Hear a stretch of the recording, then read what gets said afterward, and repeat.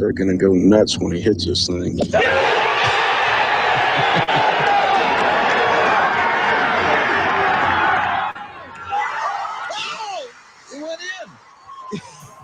The People's Open is back. See the PGA Tour's best tee it up at the 2026 WM Phoenix Open, February 2nd through the 8th at TPC Scottsdale. Get tournament and ticket info at WMPhoenixOpen.com.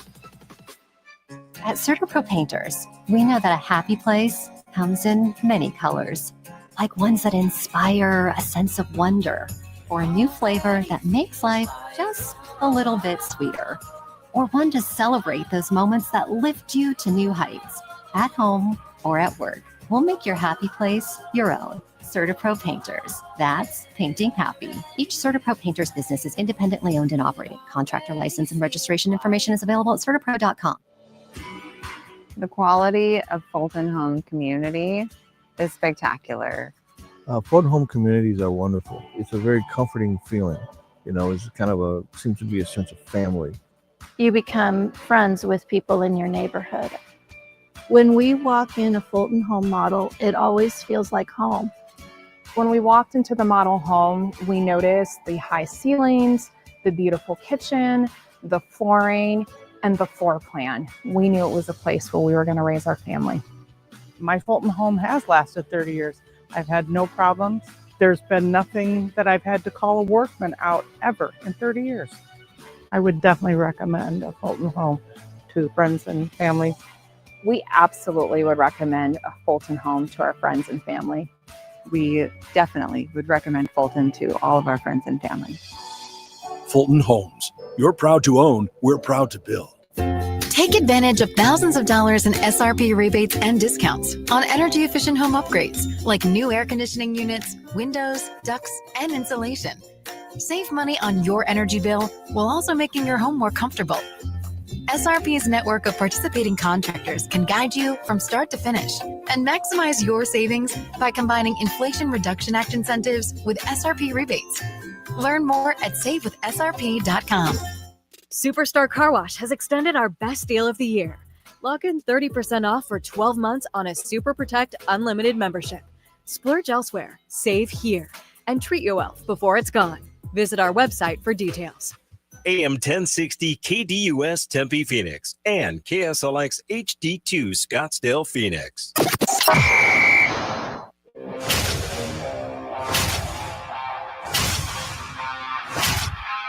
It's the lunch break.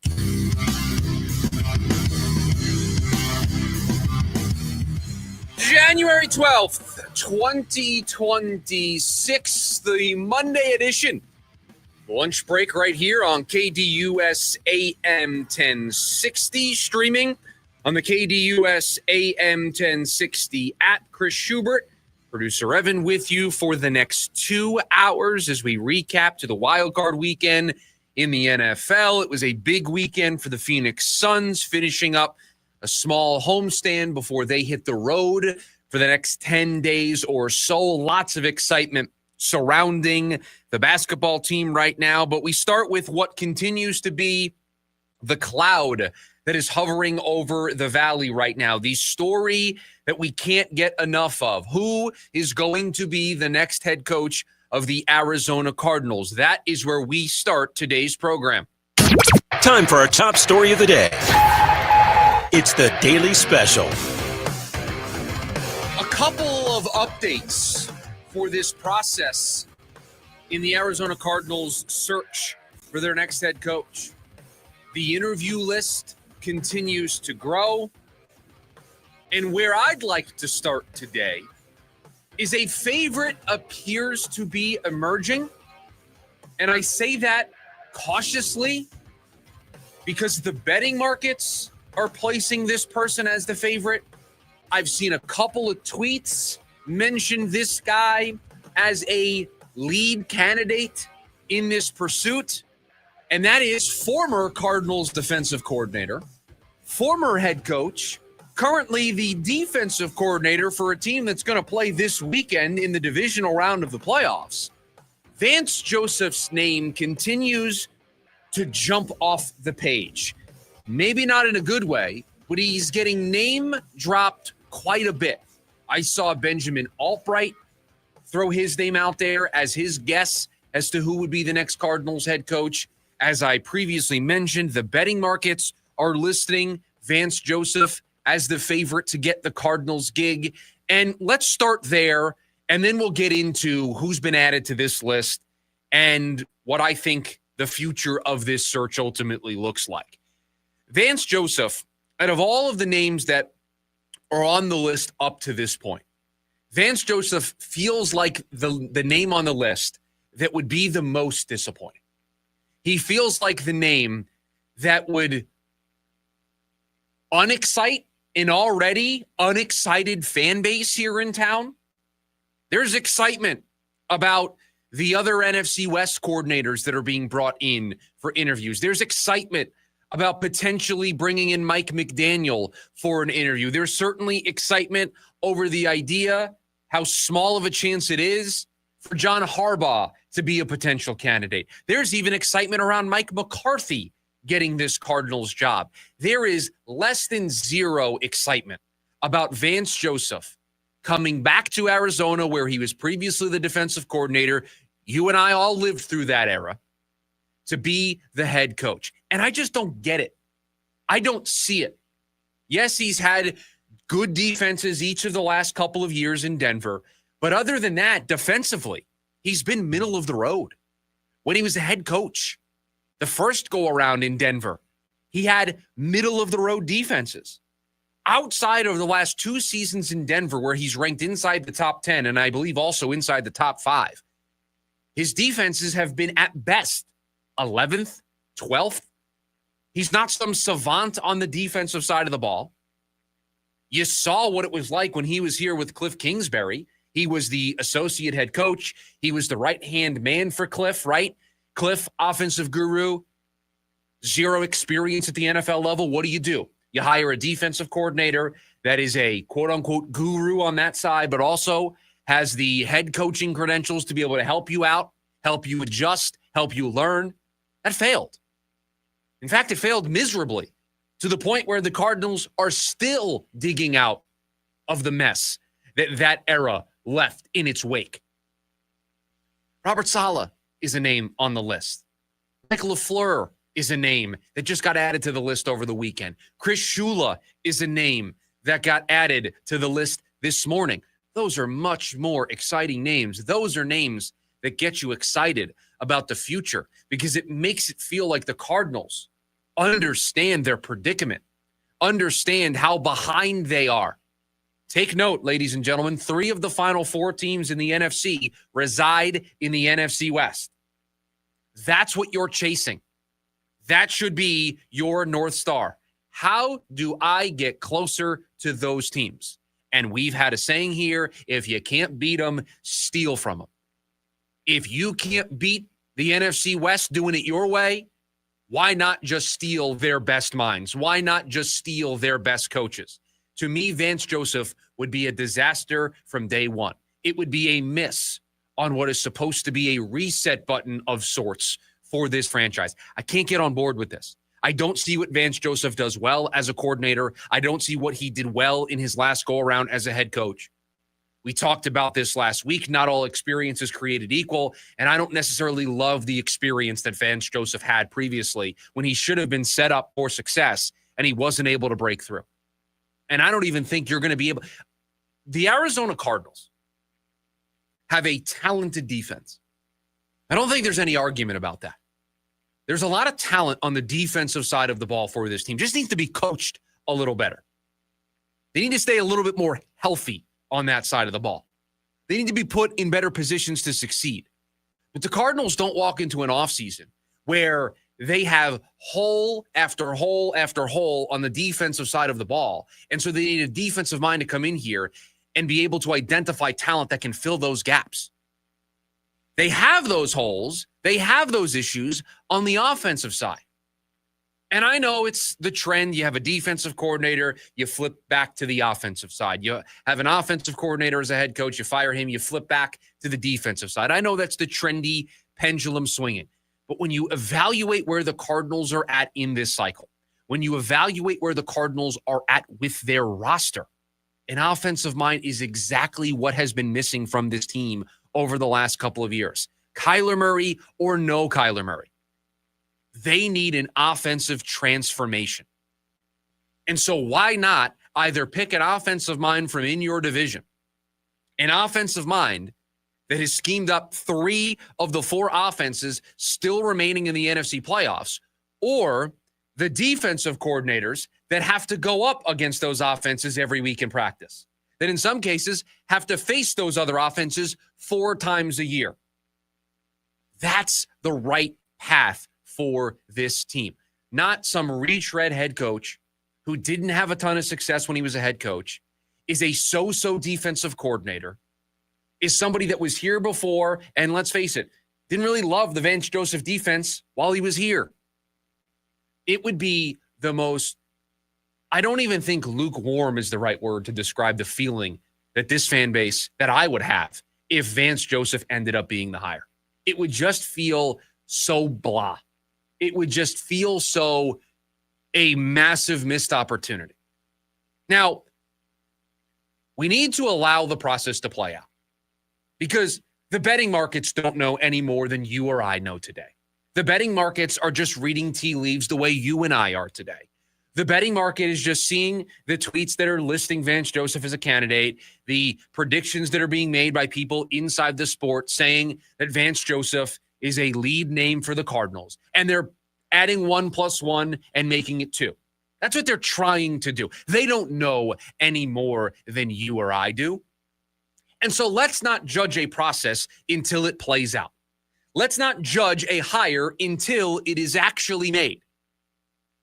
And I fall victim to it. We're opening the show with it here today. We're kicking off a week in which we've got some fun basketball to talk about here today on the program. But we're starting with this because it feels like the story that is hovering over Valley sports right now. It feels like the one story that every single day you're checking your social media accounts to see what the latest is for the Cardinals and their coaching search. And so you jump to conclusions. You get upset when you see even just a rumor of something potentially happening down the road. Vance Joseph has not been hired as the head coach of the Arizona Cardinals. There is no introductory press conference that has been scheduled. Allow the process to play out because it is not a bad process until they make a hire we don't like. It is not a bad process until they get to the end of their process and they hire somebody and we question how they got there because the person they picked doesn't really fit what they're trying to do. You also need to understand the Cardinals are not at the front of the line here.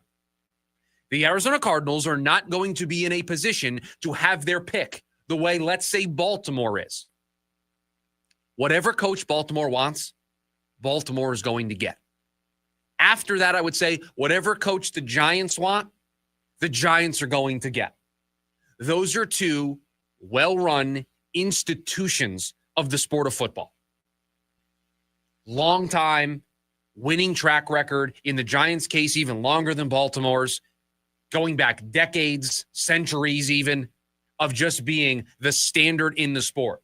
They've gone sideways as of late, but they are still a well-respected, well-run organization. You can't say the same about Arizona. You can't say the same about Cleveland.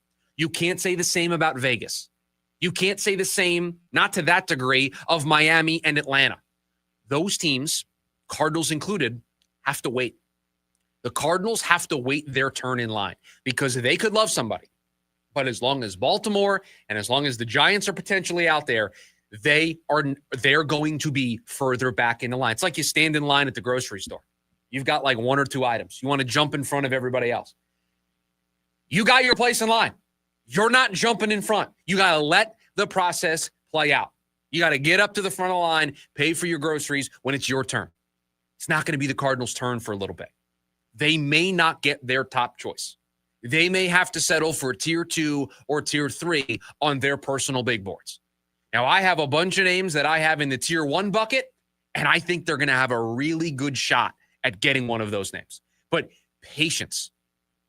It felt like over the weekend on social media, Vance Joseph was hired as the head coach of the Arizona Cardinals. I get it. I don't think it's a good hire. I don't think it would set the team up for success. In fact, I think 2 or 3 years down the road, we'll be back here doing the same conversation in this time slot about the Cardinals' next head coaching search. I think it would be dead on arrival. But it's not dead on arrival until it actually happens. There's a long process to play out. In fact, they can't even interview Vance Joseph yet because he was on bye. They have to wait. The new rules mean they have to wait a little bit. So they haven't even 25, 30% through this process. We got a ways to go. So relax. I get it. I understand the frustration, but you have to let the process play out. This will be a search that will have, I would imagine, 2 to 3 times you're going to hear, oh, the Cardinals are going to hire insert name here, right? This week it's Vance Joseph, who, again, like you said, they haven't talked to yet. So I don't know how they're going to make that hire when they haven't talked to Vance Joseph yet. But the search is not over until it's over. And yes, while I think Vance Joseph would be a mistake, and I would have a hard time seeing them take a look back into where they've been with Vance Joseph and then make that hire. This is one of those times where you're going to hear a name that you will think is the next head coach of this team and won't be. And it will happen probably 2 to 3 times if this search is as long and as meticulous as you and I want it to be, as you and I think it could be. But don't forget, when we had the Suns job search, people didn't love the Jordan Knott name. People didn't love the process at times. There were names in there that people were, I don't agree with that. That will happen because I want them to interview everybody.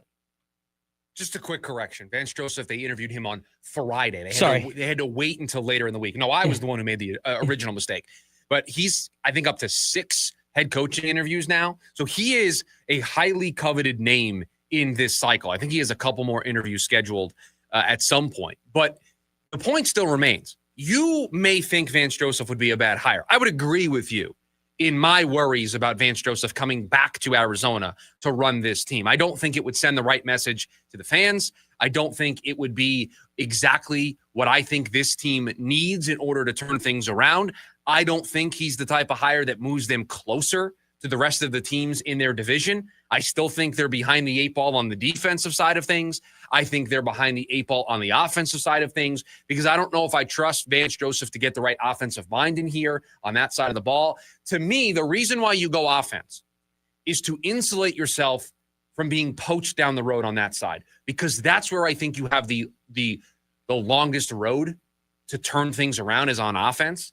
I mean, they were not a good offense the last couple of years under Drew Petzing. They were just not. They need a transformation. They need an overhaul. And so you don't want to bring somebody in here just as the offensive coordinator and watch them leave a year or 2 later. You want to bring somebody in here and their system, their means of operation are the way things are, and coordinators can come and go, but they're the guy at the head of the table, and it's their system, it's their way, and you know the offense is going to flourish regardless. Detroit went through this. They lost Ben Johnson. Their offense needed to kind of evolve as the season went on.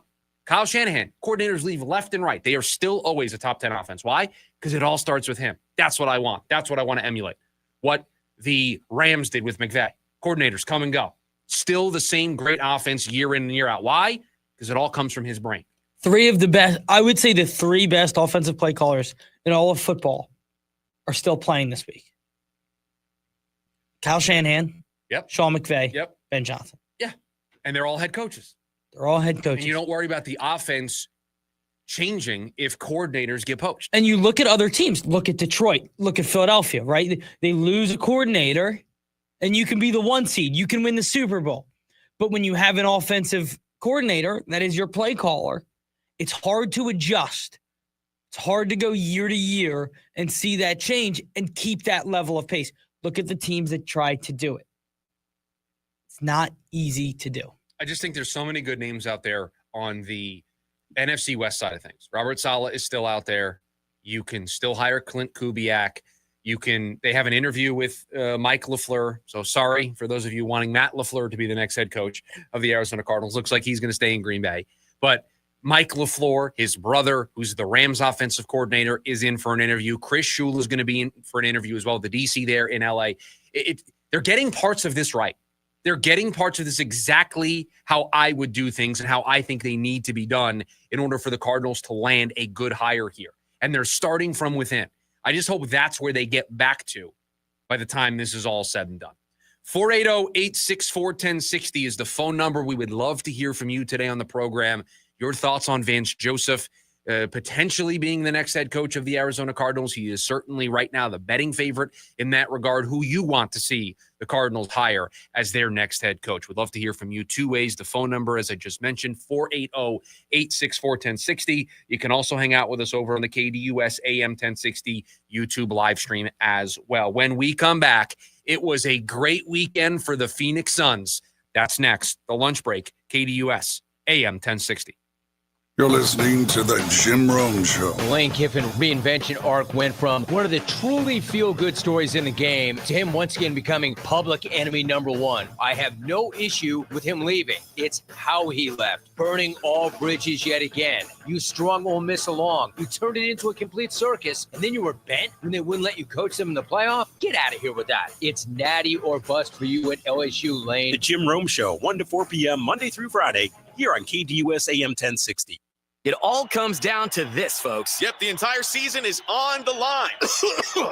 But my throat has officially thrown in the towel. Sounds like you need Vicks VapoCool drops. They're max strength and vaporize sore throat pain. Whoa! These VapoCool drops hit fast. Speaking of fast, did you just see that play? Yeah, he vaporized that ball. That pun should have come with a penalty. Vaporize sore throat pain with Vicks VapoCool drops. Use as directed. It's frustrating when people intervene on you, but they have problems of their own. It's like when someone sends you a text, but the text comes from their email address. I hate this. Your name at iCloud, they FaceTime you from their email address?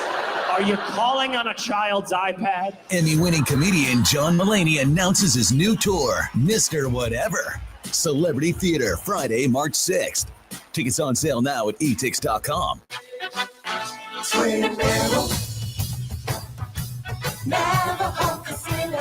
When you want to have so much fun, come to Twin Arrows for a flurry of cash and prizes. The place to come when you want to have too much fun. When you hit the slopes, hit the slots and tables at Twin Arrows. Then stay the night. Rooms only $99 at our AAA 4-Diamond Resort. Twin Arrows. Zenith Steakhouse hits the mark with the finest cuts of Navajo beef. And we're proud to announce we've just received the coveted Top 3 of 2025 award from Business Rate. Talk about hits. The Marshall Tucker Band performs here February 27th. Tickets start at $78. The place to come when you want to have too much fun. Gambling problem? Call 1-800-NEXT-STEP. Jim Rome here through Rome Report. I can't let the week play out without addressing the latest nonsense flying out of Jerry Jones's pie hole. Namely, him saying that he wants to retire as the owner with the most Super Bowl wins. Hey, troll, not unless you live to be 300. And even then, I'm not taking that bet. Not only are you not going to win 4 more to go out on top, you're not going to win 1 more. But here's a bet I will take. You'll say or do something absurd enough to get us to look at you and talk about you. Troll, I mean, you just did it again. Gotta hand it to you, Pops. It worked.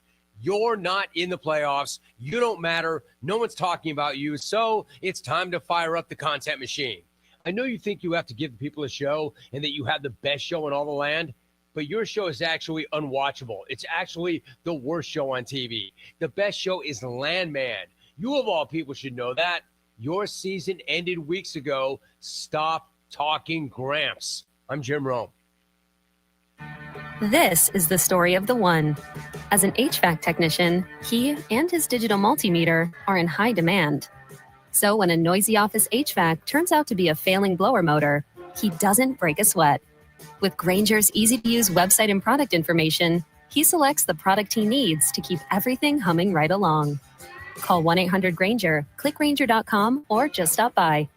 Grainger, for the ones who get it done. Ah, the most beautiful time of year is upon us. Tax season. And TaxSlayer is here to help you file with 100% accuracy for your maximum refund. Guaranteed. TaxSlayer even has support from real U.S.-based humans if you have any questions along the way. File your federal return by February 8th for $22.99, and I'll help you get the refund you deserve.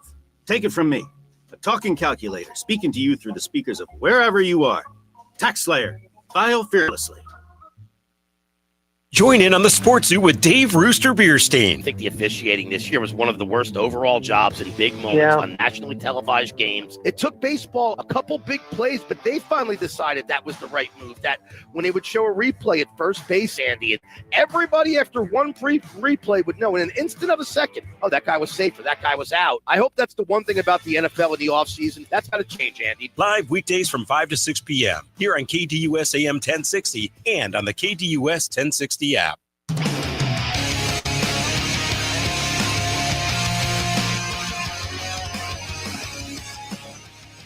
Oh boy, what a weekend for the Phoenix Suns. Allow me to break it out here. 2 more red W's added to the list. New York, check. Washington, check. This doesn't go on the schedule, but passing the Houston Rockets for the 6th seed in the Western Conference, check. So with the win last night, Houston lost to Sacramento. The Phoenix Suns now in front of the Houston Rockets for the 6th seed in the Western Conference. You ever seen the movie Semi-Pro? I have not seen it start to finish. Okay. Well, do you know the concept? Like they're going for 4th place so they can be in the NBA. Okay. And at the end, they're all chanting 4th place, 4th place. And that was me this morning. Checked it. I was like, 6th seed, 6th seed. And that's kind of what I thought of as I checked the standings. Well, this is, I think, we'll start here and then we can break down the 2 games in particular. But I think the Phoenix Suns should be, and the fans should be celebrating something like this. It's okay to be excited that the team is the 6th seed in the Western Conference. Because before the season, the expectations were, they were boxed out from that. I think you talk to the most optimistic Suns fan out there. You're talking about the person that is so the alignment in on the alignment. They bleed purple and orange. I mean, they are the Phoenix Suns, basically. I don't think they would have said that this team would be the 6th seed by the middle of January. I think the best case scenario was firmly in the play-in tournament, that they were better than those bottom feeder teams in the Western Conference, but they couldn't really break through with all the new and a new coach and a first-year coach at that. That it just took too long to gel. They got hot at the end. They got into the play-in tournament, and we would have all been happy with that. The expectations have morphed. They've transformed as the season has gone on to the point where I'm excited by this. I think the play-in tournament now is something that needs to be avoided at all costs for this Phoenix Suns team. They're playing too well. You know, they have the best record since Christmas. I know it's not the largest of sample sizes, but since Christmas, it's the best team in the NBA. Phoenix Suns. They're on pace to win 50 basketball games. Not Oklahoma City, not San Antonio, not Detroit, not the Knicks, who they just beat on Friday. The Phoenix Suns are the best team since Christmas. And since I mentioned the Knicks, let's start there. What a gutty, gritty performance by this Phoenix Suns team, because they did not play well in the 4th quarter of that game. There was about a 4-minute stretch there where they just forgot how to run their offense. There was way too much ISO ball. Felt like I was in a time machine back to Kevin Durant and Bradley Beal being on this team when it's one of the stars has the ball, everybody else get out of the way. That's what it felt like. You and I talked about it. That was the worst quarter I've seen them play in a long time. And it just, I hadn't seen them do that specific. They make mistakes. They've made mistakes. Obviously, young head coach. They've adjusted them. I haven't seen them make those mistakes and play that style of basketball all season long. And for, 4 to 5 minutes, they shut it down. To the point where broadcasters are like, they need a timeout. I mean, they just need a timeout because they're lost. Like, they just aren't in rhythm. There wasn't the extra pass. There wasn't the ball movement. There wasn't the player movement. They got stuck. They had like concrete in their shoes on offense. They just got stuck in their spots, and it allowed the Knicks to crawl back into the game. And then you have the great play by Grayson Allen, diving out of bounds, throwing the ball off of a Nick to get the Suns the possession, and you win a basketball game. That's a really good team. That might be the team that represents the Eastern Conference in the NBA Finals, and you showed for 4 quarters you can hang with them.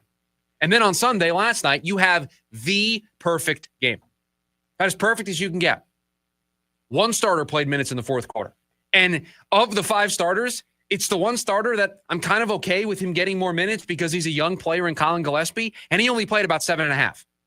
Devin Booker didn't touch the court in the 4th quarter. Dylan Brooks didn't touch the court in the 4th quarter. Royce O'Neal, Mark Williams didn't touch the court in the 4th quarter.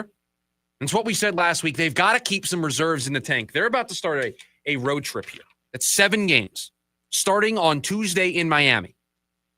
At Miami, at Detroit, at New York, at Brooklyn, at Philly, at Atlanta. You next play at home on the 25th. So from the 11th to the 25th, not a single home game. 2 weeks without a home game for the Suns team. And they're going to play some good teams. Detroit's a good team. They're the top team in the East. New York's going to want some revenge against you when you go to their building. Philly and Atlanta aren't teams you're going to be able to push over. So you need to have that extra reserve, especially at the back end. I look at Brooklyn, at Philly, at Atlanta. The tail end of that road trip, cannot lose focus. Can't. Those are games that you need to have. Because you are better than those teams right now. I don't know how many teams are definitively better than the Phoenix Suns right now. I'd say let's go through it. Let's go through it. We can do it in the Western Conference, but in the Eastern Conference, I think the Detroit Pistons are definitively better. It's a good young basketball team. How about the 2 seed in the East, the New York Knicks? I can't you just beat them. Right, I can't say with a straight face that the Knicks are a better basketball team when I just saw you beat them. How about the Boston Celtics? They're better than Boston. Boston's good, but I think they're better. I than agree. Boston. Boston's not particularly flashy. Toronto. They're better than Toronto. Philadelphia. They're better than Philly. Orlando. They're better than Orlando. I think we sit on the same, but I'll just give you the Eastern Conference: Cleveland, Miami, Atlanta, Chicago. Those are the 4 teams in the play-in. They've had some trouble with Cleveland. They played them. It was a weird game in Cleveland that they just did not play well. Cleveland's been a weird team all year. Some would say they lost a big piece of the staff, and they just haven't been able to get on their feet. But Jordan Knott, he's the coach of the year, right? I mean, I don't know if he'll win it. I don't know if he'll win it, but he's got the Phoenix Suns as the 6th seed in the Western Conference. They are 2 games out of being the 4 seed. 2 games out of being the 4 seed in a conference that before the season, people thought they weren't going to make the play-in tournament, that they were at best the 11th or 12th best team in the conference. The Western Conference. People believe this is the largest disparity in conference history, maybe, in the NBA, and that's how good the Western Conference is. Outside of your struggles with Houston this year, is there a team above the Suns in the standings? Not to say they would beat them every time out on the floor, but that you don't feel like they can compete against?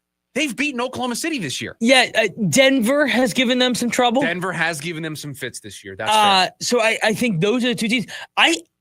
When they play them on the floor, you watch the games, and I'll rewatch them. They are a better basketball team than the Los Angeles Lakers. Yeah, they've just owned them They've this year. owned them this year. They've done well against San Antonio. They've done well against Minnesota. There's just not a team. Even Oklahoma City, they've played 3 games against them this year. They won 1. They lost 1 close. And I'm sorry, I'm throwing the other one out because Book was hurt and it was a cup game. It was the cup quarterfinal game that they just were not at full strength, not even close to full strength. These 2 games over the weekend show you everything. I think this is a 2-game sample that shows you why the Phoenix Suns are in the spot that they're in right now. They're able to play and punch a little bit above their weight on the talent end. The New York Knicks are a much more talented basketball team. But the Knicks continue to punch above their weight in that regard. And then on Sunday, it is a no questions asked policy. If you are a bad basketball team, the Phoenix Suns are going to beat you. And they're going to put it on cruise control, and they're going to make it easy for themselves. This weekend, a perfect example of why the Suns are in the spot that they're in right now. They're taking care of business against the bottom teams, and they are punching above their weight talent-wise with some of the better teams in the sport. And now they start a road trip. And tomorrow we should dive into what would mark a successful road trip for this team, what they need to do to keep this momentum rolling and for you to feel comfortable coming out of this road trip at the end of the month. But it starts tomorrow night in Miami. 2 weeks on the road, 6-game road trip, all against the Eastern Conference. We'll see what the Phoenix Suns have up their sleeve. A real big test for them here, as they are 9-10 games above 500. They've passed the Houston Rockets, which you can celebrate. You can tweet at Kevin Durant today if you'd like. I give you permission. Tweet at Kevin Durant today about the Phoenix Suns being in front of the Houston Rockets for the 6th seed in the Western Conference. Because I don't know how long it's going to last, so you might as well hang on the rim while you have a chance. 39 games into the year. Just incredible. Just incredible. They have been excellent, and this weekend wasn't anything different. They continued to be the great team that they've been this season. When we come back, the wild card weekend is in the books. We're moving on to the divisional round of the NFL playoffs. But before that, let's recap all the action we saw over the weekend. There's still one more game tonight. We'll get to it next. The lunch break, KDUS, AM 1060. The Dan Patrick Show. The Niners didn't go away. This might be Kyle Shanahan's best coaching job because they're depleted. You lose Kittle, there's no Brandon Ayuk, and this was about Brock Purdy making plays in tough conditions. He did what he needed to do when he needed to do it. It's playoff football. I need a win. That's it. Just ask Josh Allen doing what he did or Matthew Stafford doing what he did. It's managing the moment. And that's what playoff football is all about. Weekdays, 7 to 10 a.m. on KDUS AM 1060. If you're hurt in a car, truck, or motorcycle accident, everything can change fast. That's when the attorneys at Sweet James step in. They help you understand your rights, connect you with medical care, and pursue the compensation you may be entitled to. You don't pay anything unless your case is resolved successfully, and help is available 24 hours a day. If you've been injured, call Sweet James for a free case review. Hablamos Español. 800-900-0000. 800-900-0000. SweetJames.com. This advertisement is paid for by Sweet James LLP. Responsible attorney, Bobby Tick-Heavy. Offices in California. No guarantee of results. Several homes in the suburb of Northwood had the most beautiful landscaping. Such perfection. The neighbor responsible? Retiree Arvin Shreve. It reminded me of Mr. Rogers. But Arvin hid a dark secret. Arvin's message was, I have a key to get you into heaven. My mom took me to this house, and then I never lived with her again. Gardens of Evil, Inside the Zion Society Cult, is the new season of the award-winning podcast American Nightmares. Find it wherever you listen to podcasts. The Marshall Tucker Band. Get ready for a night of legendary Southern rock and sing along to all the classics. The Marshall Tucker Band with special guest Firefall, bringing their timeless hits. February 28th at the Celebrity Theater. Tickets on sale now at celebritytheater.com. The Marshall Tucker Band and Firefall, brought to you by Danny Zalisco Presents. What's that song that goes ba-da-da-da-da-da? You mean la-di-dee-dee-dee-dee-dee? No, he's talking about bum, bum, bum, bum, bum. No, that's not it. All right, guys, we don't have time for this. Furnaces are breaking down, and we promise we'll be there in one day. That's it. With Alaskan AC service guarantee, we'll arrive in one day or your repair is free. Oh, that song. One of my favorites. If you have a problem today, Alaskan AC will get to you within one day. If we don't, the whole repair is free, no matter how much. So good, people are singing about it. With Alaskan AC service guarantee, we'll arrive in one day or your repair is free. Reminds me of another song that goes boom, chicka boom, chicka boom, chicka boom. I've never heard that. Well, you're not as cultured as me. You have about as much culture as a bowl of yogurt. With Alaskan AC service guarantee, we'll arrive in one day or your repair is free. AlaskanAC.com. Connect directly, bid confidently. At Purple Wave Auction, transparency is key. With no reserves and no hidden surprises, you're connected directly to sellers so you can inspect and bid on quality equipment with confidence. Whether you're looking for ag, construction, or fleet equipment, we're here to ensure a clear, hassle-free experience. Register today at purplewave.com and start bidding with peace of mind. Purple Wave Auction, the easiest and most straightforward way to buy and sell equipment. NAU men's basketball continues here on KDUS AM 1060.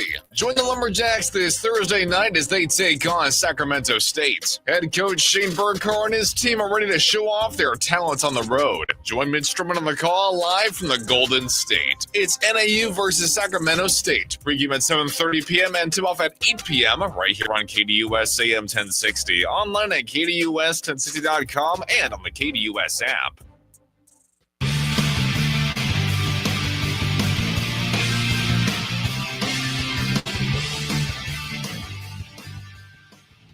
Did we enjoy the football over the weekend? Did we have a good time?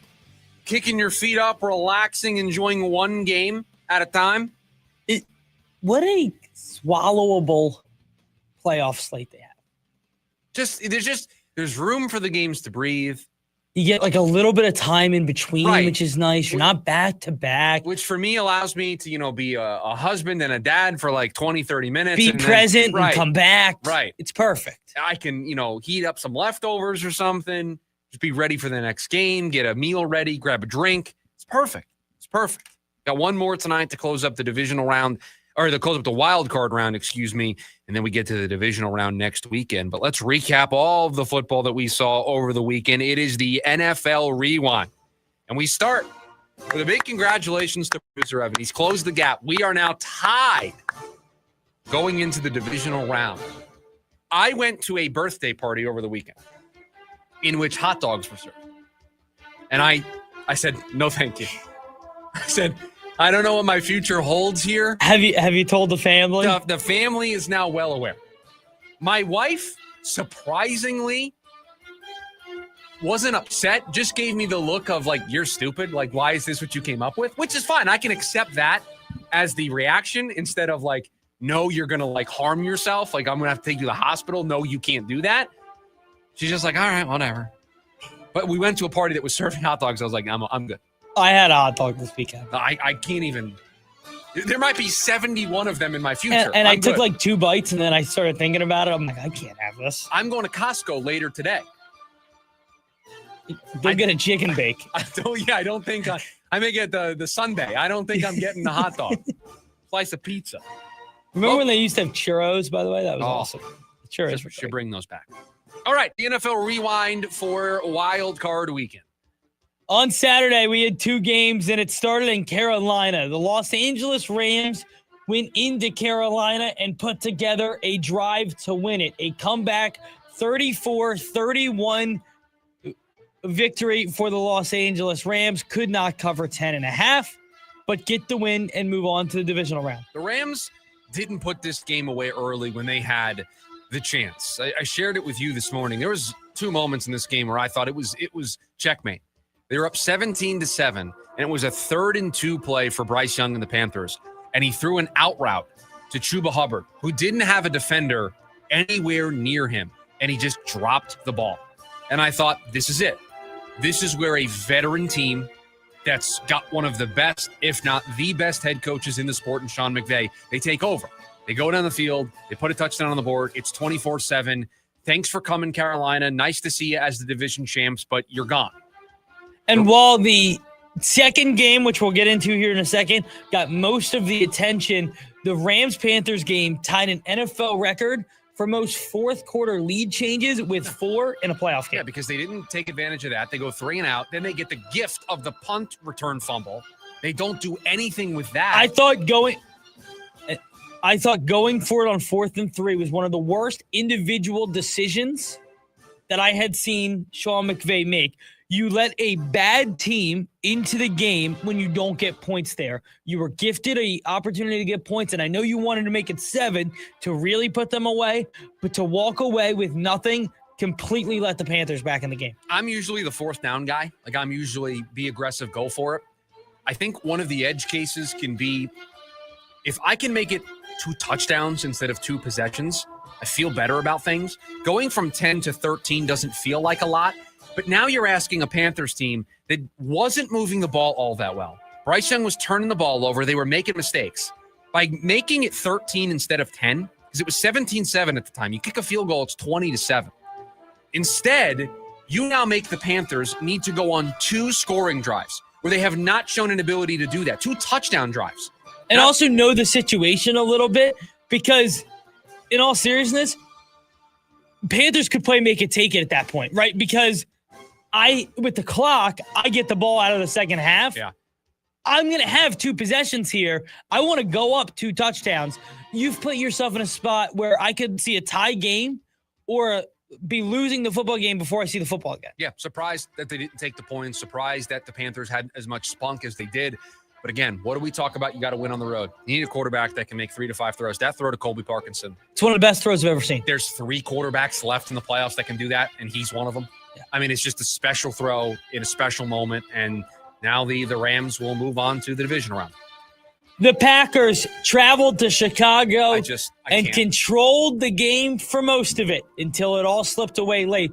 The Bears with a 25-point fourth quarter to give themselves a 31-27 win and move on to the divisional round. You just can't blow a 21-3 lead on the road.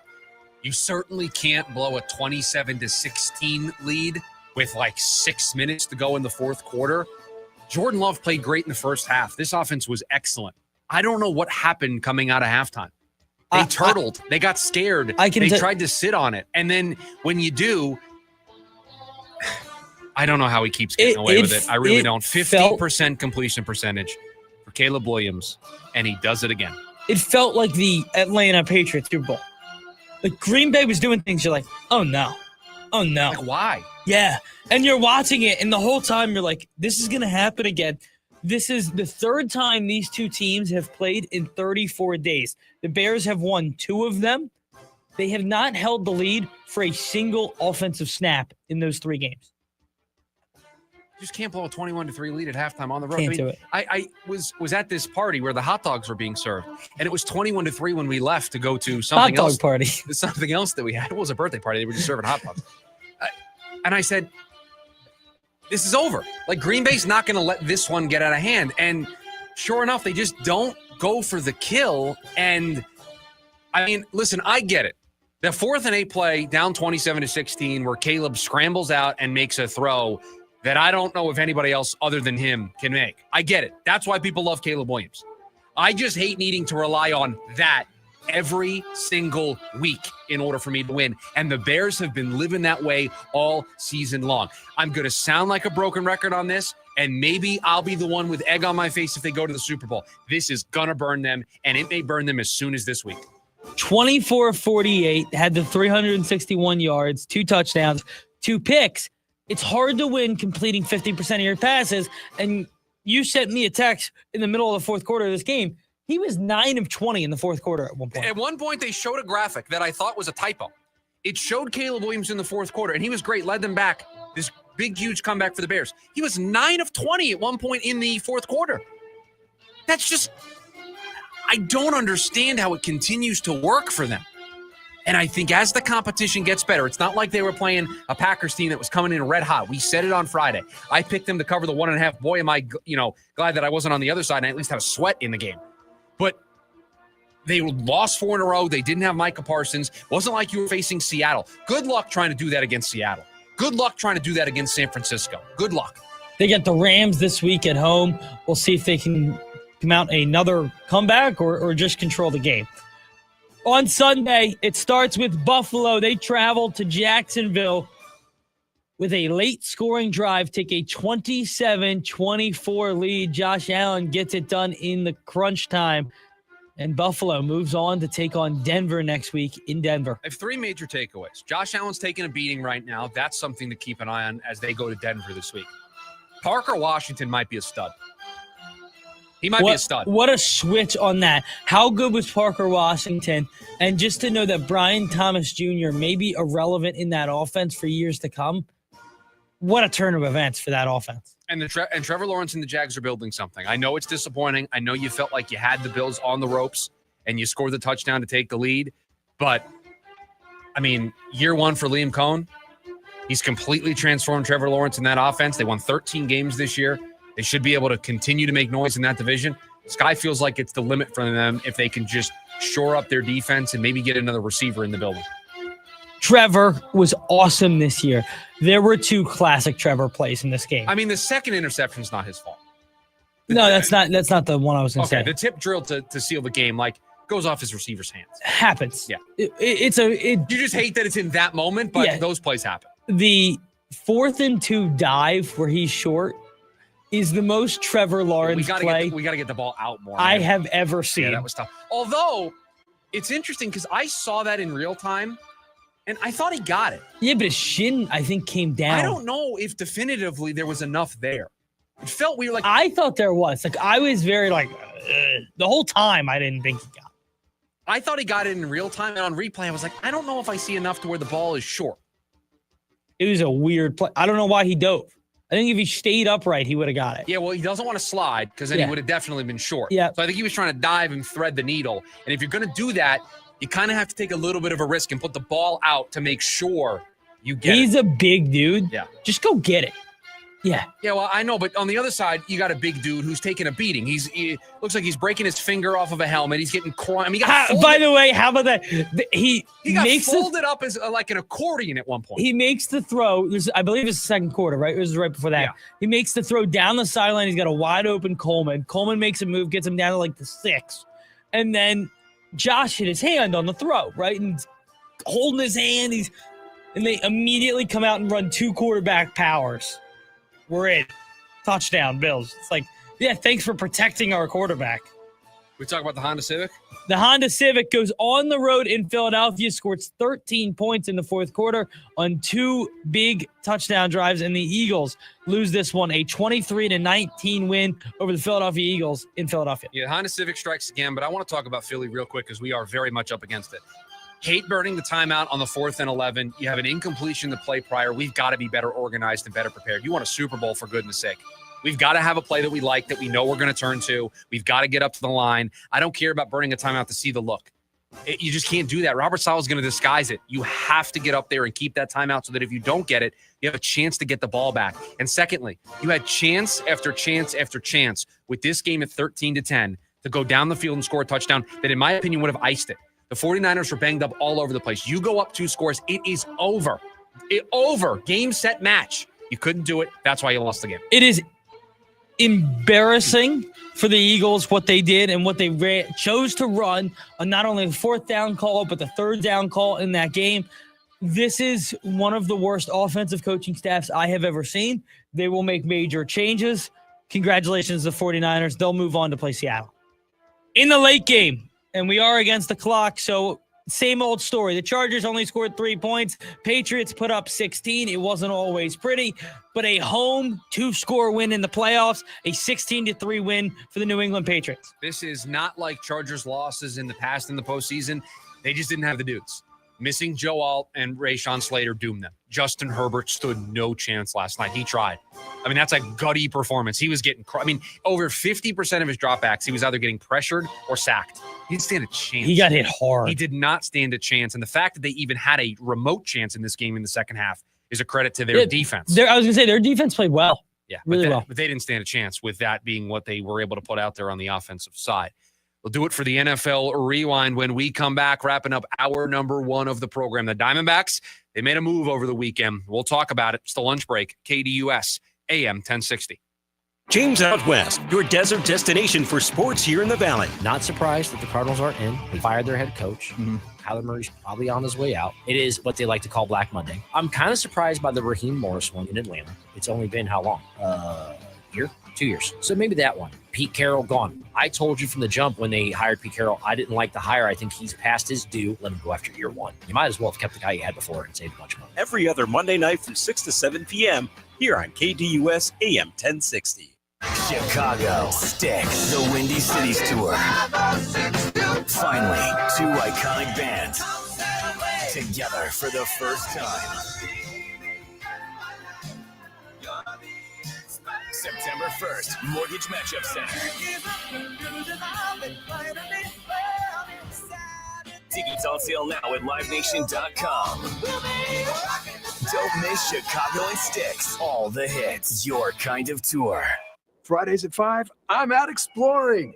From hiking up Camelback to skiing at Snowbowl, the adventures never stop with AAA. It's membership that travels with me, whether behind the wheel or a passenger. In my ride, my buddies, or a rental. AAA's got 24/7 expert help with tows, battery help, and more. Plus, branch services like free passport photos and trip planning. Membership gives you all this and more for less than $6 a month. And I can add loved ones for half off. Call or visit your local branch today. AAA, your membership to go. Hey, it's Phil Shaver with HomeSmart, and I want to buy your house. I'm a local investor that buys homes for cash all over Maricopa and Pinell County. I buy inherited homes, nice homes, rental homes, homes that are behind on mortgage payments, and I even buy ugly homes that need fixing. Also, are you looking to get closer to market value for your house? As a licensed realtor, I've been able to buy and sell thousands of homes. Since I'm local, you can call me directly on my cell phone, 480-409-9999. Again, that's 480-409-9999. I don't work for a big corporation or hedge fund, so I can only buy 3 to 5 homes per month. There are no fees involved, and you can pick your own close date. The best part is I buy homes as is, so you don't have to worry about doing any repairs. Again, you can call me directly at 480-409-9999, or you can go to my website, gosoldaz.com. That's gosoldaz.com. The Varsity Sports Show with Vince D'Alessio is your hub for everything high school and college sports. Join Vince and friends as they give you the full picture on student athletes and where they're heading. Live interviews with coaches across the valley. Asking some of the tough questions. Varsity recaps and in-depth interviews with tomorrow's sports stars. The Varsity Sports Show with Vince D'Alessio. Live every Saturday morning from 9 to 11 a.m. Here on KDUS AM 1060 and on the KDUS 1060 app. It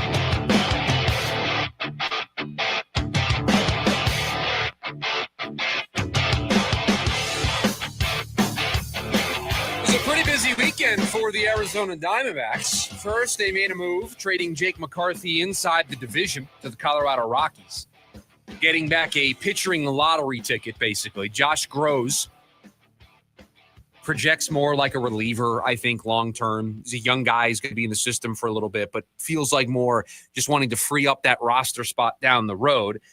They've got those 2 openings in the outfield, depending on how you feel about Blaze Alexander or Jordan Lawler playing every day out there. So the offseason now progresses on since Ketel Marte isn't going anywhere. And then another shoe drop, because you still were one of those Diamondbacks fans out there that thought Alex Bregman could still end up with the Diamondbacks.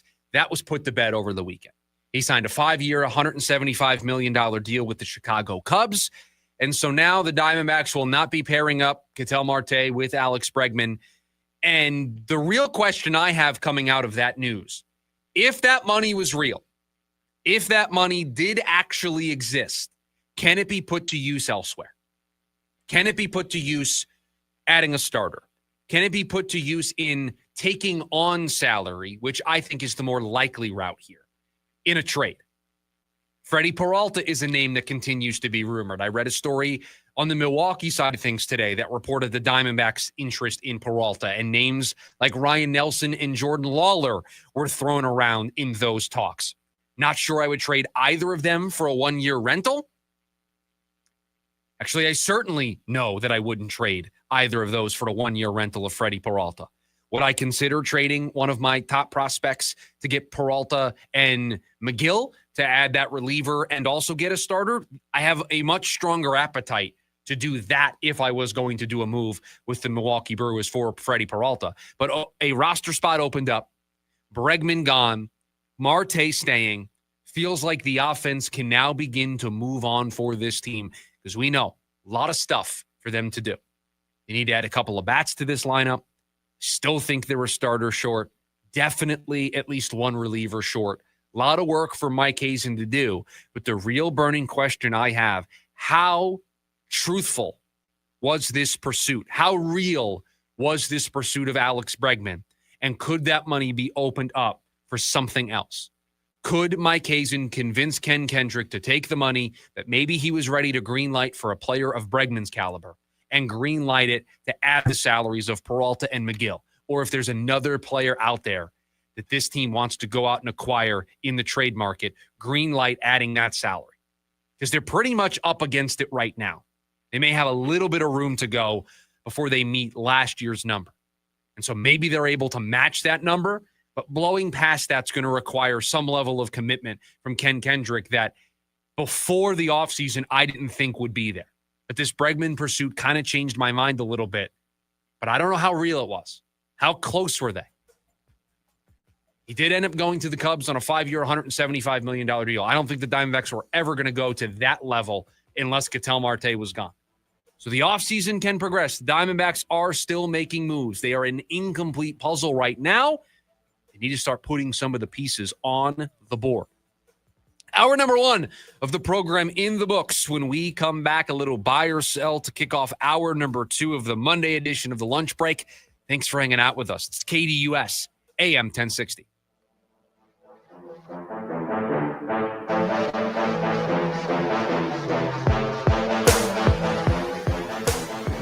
AM 1060 KDUS Tempe Phoenix and KSLX HD2 Scottsdale Phoenix. A small commitment at least one day a week helps reduce ground level ozone pollution and helps us all breathe easier. Avoid idling, turn off your engine when waiting in pickup lines and drive-thrus. Commit to one day and help keep ozone away. Visit maricopa.gov/AQ to learn how you can help. My Chemical Romance, the Black Parade 2026. Live at Chase Field, September 6th, 2026. With special guest, Jimmy Eat World. Get tickets now at livenation.com. For more, visit mychemicalromance.com. The surplus sell-off going on now at Little Dealer Little Prices. We acquired thousands of RVs from Lazy Days and saved over $10 million. Now we're passing those savings on to you with RVs like the Venture Campbound starting at $10,995. Don't wait. These RVs won't last long. Shop now. Inventory subject to availability. Terms and conditions may apply. See dealer for detail. Hey, it's Pat. Does your brain ever seize up when you have a lot of choices in front of you? Mine does. At restaurants, the mall, ice cream, decision paralysis. Weird thing is, I have zero issues picking out a Toyota. There isn't a bad choice in the bunch. It's easy. Not like other things. I mean, somebody gave me a gift card to an online store. I've been sitting in front of the computer for 3 days trying to figure out what to buy. Oh, maybe ice cream. Right now, get low 1.99% for 60 months on remaining 2025 Tacoma SR and SR5 models.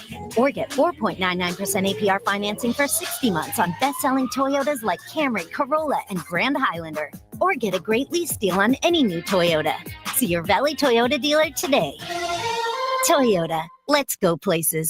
4.99% financing with $1,887 per thousand borrowed for 60 months on 2026 Camry and Corolla. 1.99% financing with $1,752 per thousand borrowed for 60 months on 2025 Tacoma SR and SR5 only. Zero down payment if you qualify. Offers end 2/2/26. See dealer for detail. It's the grand opening of Fulton Homes' newest master plan community, Acclaim.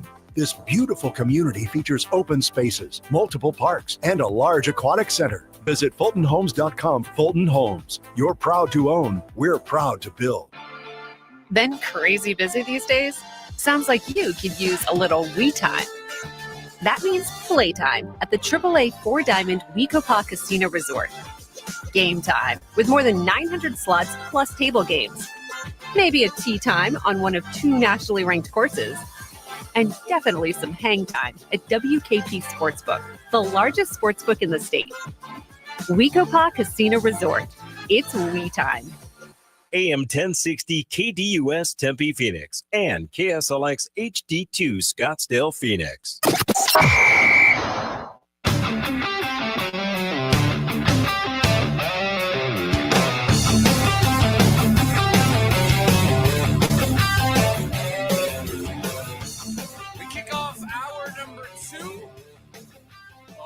Monday edition of the Lunch Break here on KDUS AM 1060. A little buy or sell. Hottest takes in sports talk radio. A lot of things to choose from today since we last left on Friday. A lot of stuff has happened between Friday and today. Happened. The Monday buy or sell may be the most jam-packed buy or sell because there's 3 days worth of stuff to react to. So let's not waste any more time. What do you have today for us, Producer Ed? Friday night's Peach Bowl changes how you feel about all 3 quarterbacks that look like they'll be at the top of the draft.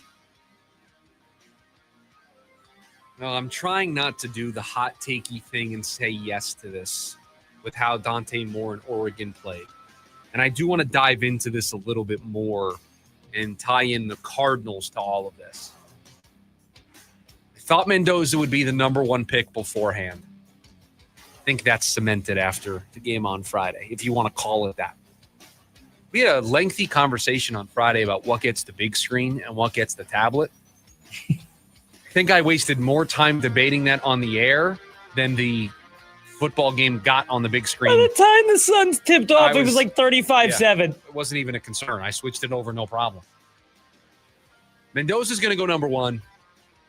I still think Dante Moore's going number 2. I still think Ty Simpson's QB3, maybe QB4 if Shambles comes out. So, no, the Peach Bowl did not change my thoughts on the quarterback class. Shambles has to come out now, right? Correct? Well, he's been deemed ineligible by the NCAA. He is appealing that decision. I have now seen the dude play in person. He's an NFL player. I don't know if he's a first-round quarterback. No. But I do He's think Tyler Shuck. So that means the team's going to take a flyer on him on day 2? Yeah. That feels about right. Big arm, can move. He's played a lot of football. Not all of it Division I, but a lot of football. So experience. You're not worried about somebody who's coming in with 20 starts. Yeah. Yeah, I could see him going on day 2 for sure. The D-backs will end up cutting back this year despite what we've heard after they lost out on Bregman. Jeez, couldn't get through that one. I do think the payroll for the Diamondbacks will end up being under what it was last year. Just don't know how much is actually out there for them to go acquire. They have a bunch of needs. I've listed them a number of times.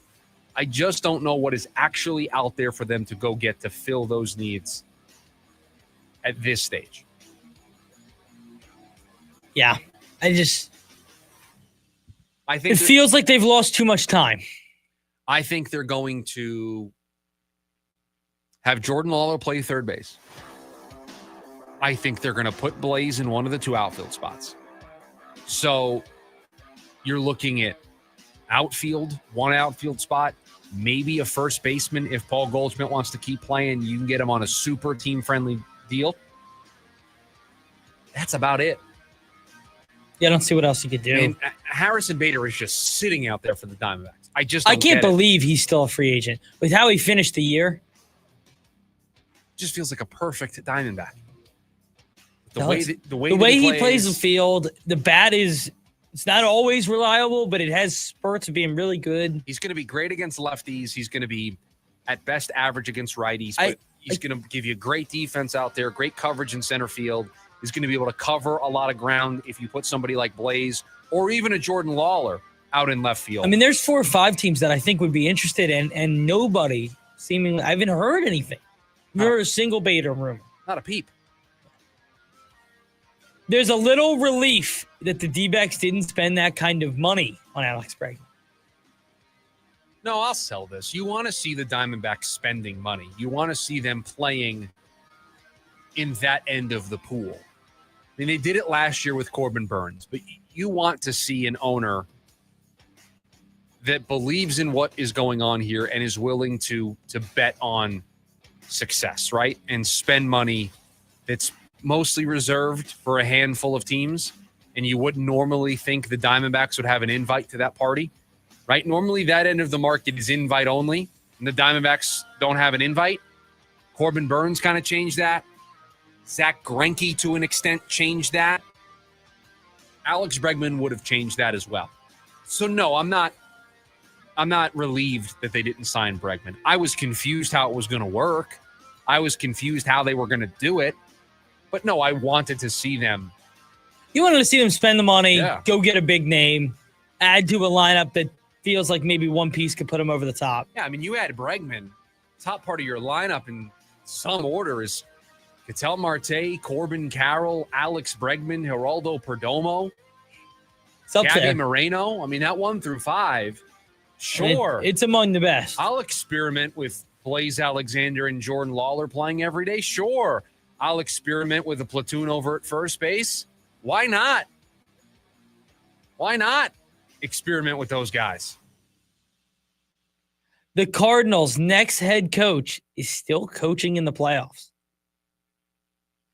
Well, I mean, Mike McDaniel no matter what. So, no, he's not. He's hanging out at home. He's interviewing with the Titans for their opening. Haven't seen anything about the Cardinals interviewing. Haven't either. That's concerning. Very. I got to be honest with you. Not that I don't like their interview list. Thought there were some names that. Okay, and I saw this on social media. Without certain names on their list, it's a tad unserious at times. I think the betting markets putting Vance Joseph as the favorite has twisted everybody up here into a pretzel. Because the rest of the list isn't that bad. Not great. I mean, I don't hate who they're interviewing. I hate who's not on it. Okay, so it's not about Kubiak's on the list. I like that. To not have Mike McDaniel or Harbaugh on the list is egregious. Egregious. It means you're not doing your due diligence. Harbaugh, it doesn't bother me as much as it does everybody else. He's not coming here. I don't know how clearer I need to be about this. He's not even going to sit down and interview with you. He's picking between the Giants and reportedly the Falcons. Those are the two spots for Harbaugh. But let's read the list. Because let's not be hyperbolic. Let's not just be emotional. Let's look at the list of candidates that the Cardinals are bringing in. Chris Shula, the defensive coordinator of the Rams, checks every box for me. Michael LaFleur, the Rams offensive coordinator, checks every box for me. Clint Kubiak checks every box for me. Robert Saleh checks every box for me. I got 4 names on a list of 10, 40%. Not even thinking checks the box. I want to start with the NFC West. They are doing that, and they've got the 4 names on the list that are non-negotiables for me. Okay? Jeff Hafley. You think that's a bad interview? It's not a bad interview. Again, it's not about who's on the list. It's about who's not on the list. Anthony Weaver's not a bad interview. Thomas Brown's not a bad interview. No. Matt Nagy and Vance Joseph are bad interviews. Bad interviews. I don't get those. I don't. Raheem Morris as a head coaching candidate is a bad interview. As your DC, not a bad interview. To me, the problem right now is that Mike McDaniel is not on the list. That's the only one that concerns me. And that's a massive problem. Well, considering he's my number one choice, yes, I would like to see him on the list. It's a massive problem. Because I think he fixes everything. So, no, I think, if I'm remembering the take correctly, I will sell this take. The Suns have been the most impressive team in the Valley since ASU played in the Peach Bowl. And this isn't a high bar to clear here. If we're just being honest amongst friends here, it's not the highest bar that you're asking me to elevate from. We use this example all the time on the show, but the high jump at the Olympics? I mean, the bar is basically just above the mat. I mean, have you ever seen a Kicking and Screaming? The opening scene? Yes. He's running. Or is that Kicking and Screaming? I think it is, right? He's running and he just kicks all, Will Ferrell's character kicks all the hurdles. He doesn't make it over a single one. The bar is set extraordinarily low for this take. But yes, the Phoenix Suns were the most impressive team in the Valley since ASU's Peach Bowl. Alignment. Yeah, very aligned. Don't worry, Brian. All right, my last one. Brian, just remember, who had your back when you hired Jordan Ott as a head coach? The lunch break day. We were a little concerned after your press conference. I'll admit, I'll raise my hand. We were a little concerned. Well, no, his best answer was the coach answer, the coach culture answer. Right. Because that's what he is. And guess what? He got that right. Yeah. All right. You had to know I was going to do this one. The Panthers should pick up Bryce's 5th-year option. Yeah, what are you going to do? This is probably your last chance for a little bit to talk about your Carolina Panthers and your Philadelphia Eagles. They're both gone. What are you going to do? Oh, I know. We're fine. We still got Raj. We got Raj tonight, so don't worry. Till tonight, till he gets booted from the postseason. Okay, wait. So I got a question about that game, too. So here was my original thought. I was looking at that game. I was thinking there's nobody worse to handle the front 4 that the Houston Texans have than Raj, because Raj can't move. Then my next thought was Raj can get it out quick, though. So I wonder if that's going to help him. Yeah, you feel like the statement. And then my third thought was they don't have a receiver that can really win on the outside versus these corners. I'm back to Houston's going to dominate this one. You feel like Aaron Rodgers is the worst quarterback to go up against the Houston defense. And then you think to yourself, Aaron Rodgers is the perfect quarterback to go against the Houston defense. And you're unsure of yourself what to do. Yeah, I mean, it could go both ways. It's really just going to depend on the offensive line of the Steelers. If he's able to get the ball out quick, I think they'll be able to stay in this game. I won't say they'll be able to win it, but I don't like the matchup. I really don't. I like Houston a lot because to me, they are the Broncos with bigger playability. Like, I trust the quarterback more. He's won playoff games. For sure. And I've seen him look better than I've ever seen Nick's look. Yeah. But the problem with it is it's just a Houston team offensively that has not been good all season. They really haven't been good on that side of the ball. Not at all. And so you could see a world where Tomlin and company keep this game close, and then this game could be 9-6. Right. And then the ball's in Rodgers' hands with 4 minutes to go, and you're like, oh boy. And you don't want that. You do not want that. I mean, we saw what he did to get into the playoffs. Right. He dropped the corner. Right.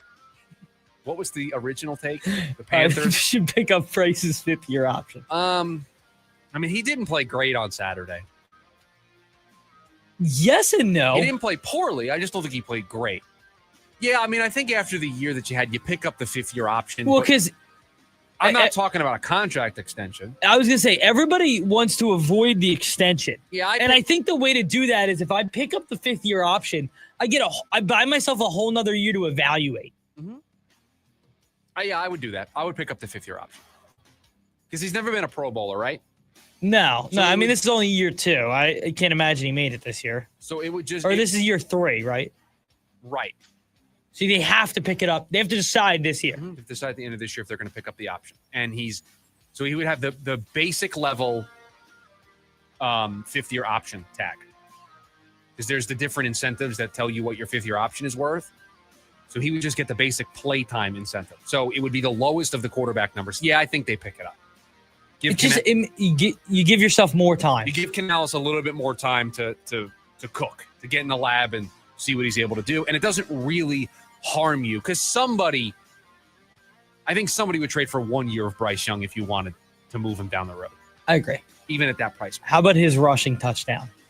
I mean, how awesome is that?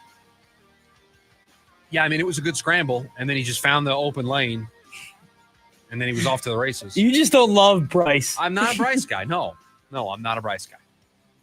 For us short kings, I'm pulling for him. Look, it was a fun story here on the show. I'm kind of glad it's over, though.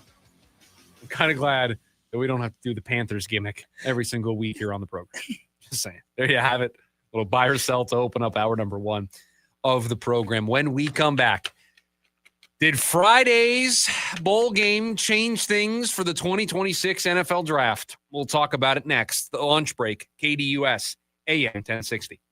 You're listening to The Jim Rome Show. The Lane Kiffin reinvention arc went from one of the truly feel-good stories in the game to him once again becoming public enemy number 1. I have no issue with him leaving. It's how he left, burning all bridges yet again. You strung Ole Miss along. You turned it into a complete circus, and then you were bent when they wouldn't let you coach them in the playoff? Get out of here with that. It's natty or bust for you at LSU, Lane. The Jim Rome Show, 1 to 4 p.m., Monday through Friday, here on KDUS AM 1060.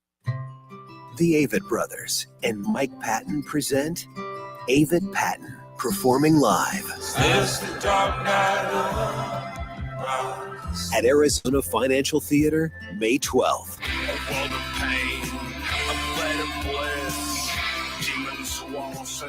Avett Patton.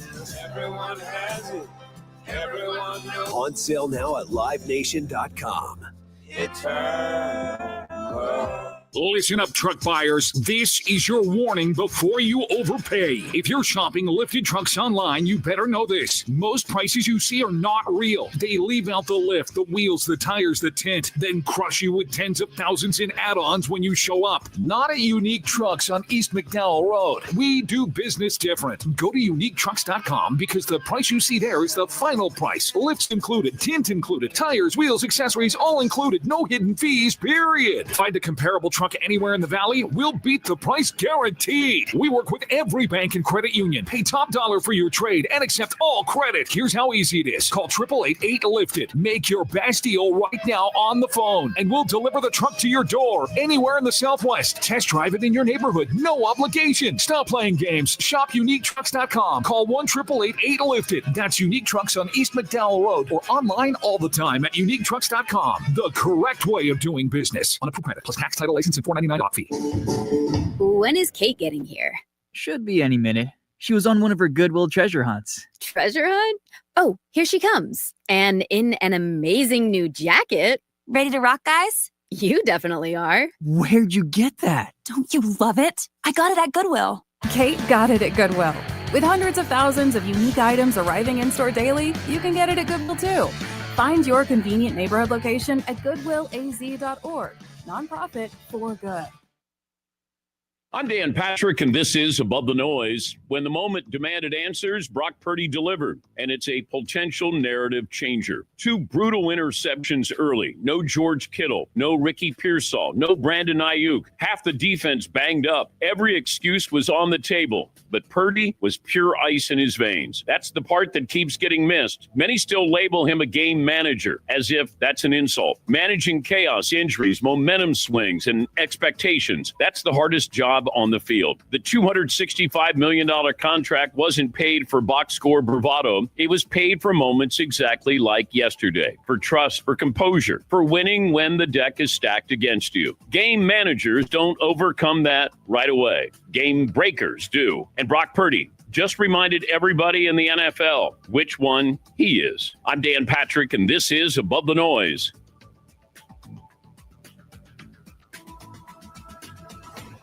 These days, everybody's searching for ways to save on insurance, scrolling comparison sites, digging through tips, chasing deals, but Liberty Mutual makes it simple. Liberty Mutual customizes your car and home insurance to save you money. And when you bundle, those savings really come through. It's insurance built for real people with a team that goes above and beyond to help you keep more of what matters. No hunting, no hassle, just confidence that your coverage customized with savings in mind. Start your quote at libertymutual.com. At Heartland Steakco, they take their bacon seriously, from their double smoked hickory to their honey jalapeno, which brings sweet and spicy together for the perfect combination, to their all-new bacon flavors like whiskey peppercorn with its smoky richness, to their applewood double smoked bacon that's smoked over real applewood chips. Ordering is easy at heartlandsteakco.com. And right now, when you spend $199.99 or more, you'll get free shipping plus 2 pounds of bacon with promo code BACON. Taste the Heartland difference. Join in on the Sports Zoo with Dave Rooster Beerstein. I think the officiating this year was one of the worst overall jobs in big moments on nationally televised games. It took baseball a couple big plays, but they finally decided that was the right move. That when they would show a replay at first base, Andy, and everybody after one replay would know in an instant of a second, oh, that guy was safe or that guy was out. I hope that's the one thing about the NFL in the offseason. That's got to change, Andy. Live weekdays from 5 to 6 p.m. here on KDUS AM 1060 and on the KDUS 1060 app.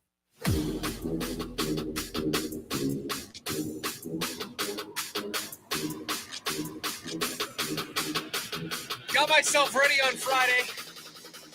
Ready to start a big, massive football weekend. Indiana, Oregon, a rematch in the Peach Bowl, spot in the national championship on the line, Miami waiting. I finished up at the gym after work on Friday, got in my car, was listening to the game on my app here, my radio app, and I was listening. And by the time I walked in the door to turn the game on to the television, it was over. It was game, set, match. It was Fernando Mendoza being every bit the Heisman winner that he has been all season long. And for Dante Moore, it was the worst possible game he could play at the worst possible time. Oregon looked lost, confused, disjointed. I mean, the amount of mistakes, you can't give Indiana a touchdown on the first play of the game with a pick six, a possession inside the 10-yard line on a fumble. You just can't gift that team with the number 1 overall pick in the 2026 NFL draft those kinds of opportunities. They're going to make you pay. Dude has more touchdowns than he has incompletions in the college football playoff, and that dude is Fernando Mendoza. Just can't gift them extra chances. Game was over by halftime. It was a mess for Oregon. It was a mess for Dante Moore. And all of the think pieces on social media about how Dante Moore is going to go back to school because of this, and how he's not going to declare for the 2026 NFL draft. Everybody wanted to weigh in. And if we're answering this honestly, he probably shouldn't have come out in the 2026 NFL draft regardless. He doesn't have enough experience. I think it's a learning curve at the NFL level. I think whatever team ends up taking him, whether it's the Jets at 2, whether it's the Cardinals at 3, maybe the Raiders still love him at number 1, he's going to need time. And you'd rather him get that time in college playing every single week. But it's a lot of money to leave on the table.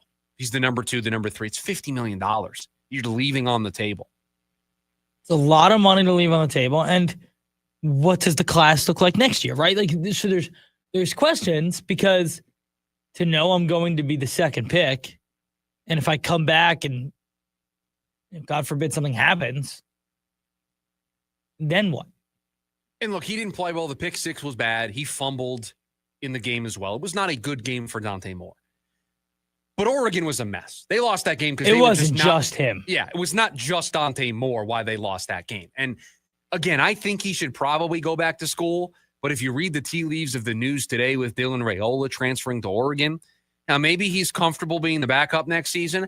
I don't think he transferred to Oregon to be the backup next season. No. I think we're going to get some news here in the next day or two that Dante Moore is coming out. And again, one game does not make or break a prospect.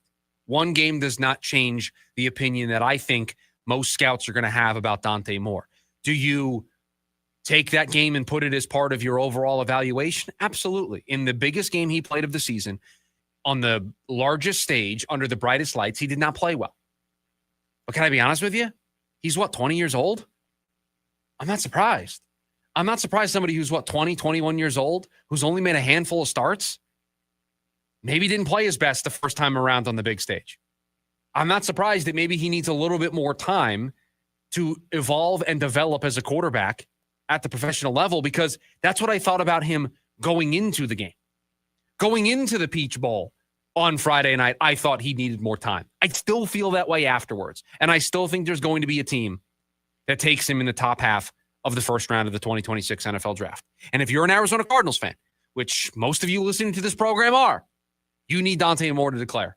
You need there to be 3 quarterbacks at the top of this class so that the Raiders are evaluating all 3, the Jets are evaluating all 3, and you're evaluating all 3, because that means one of them is going to be there for you with the number 3 overall pick if you choose to go down that path of taking a quarterback.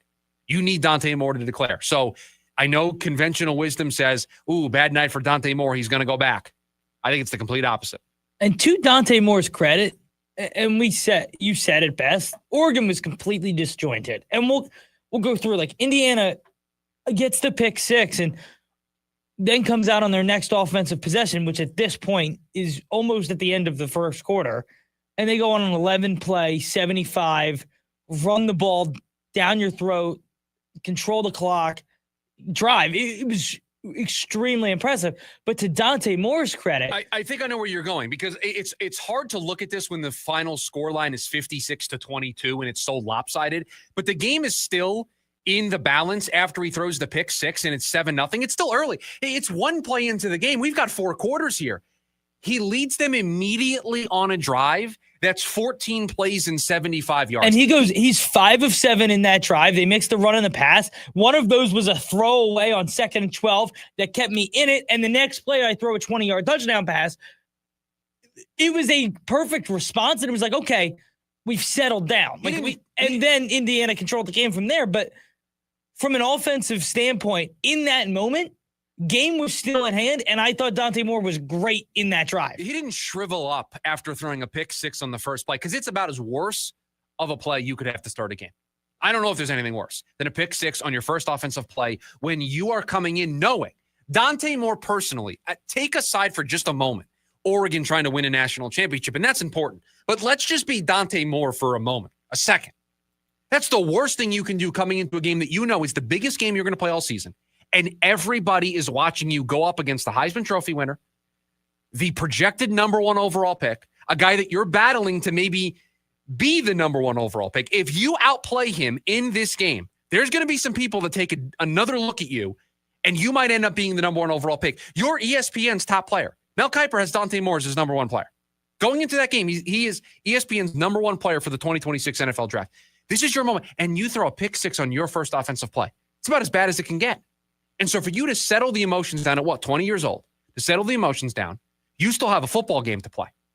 There is still a national championship on the line. To lead your team down the field 14 plays, 75 yards, I thought was a great response.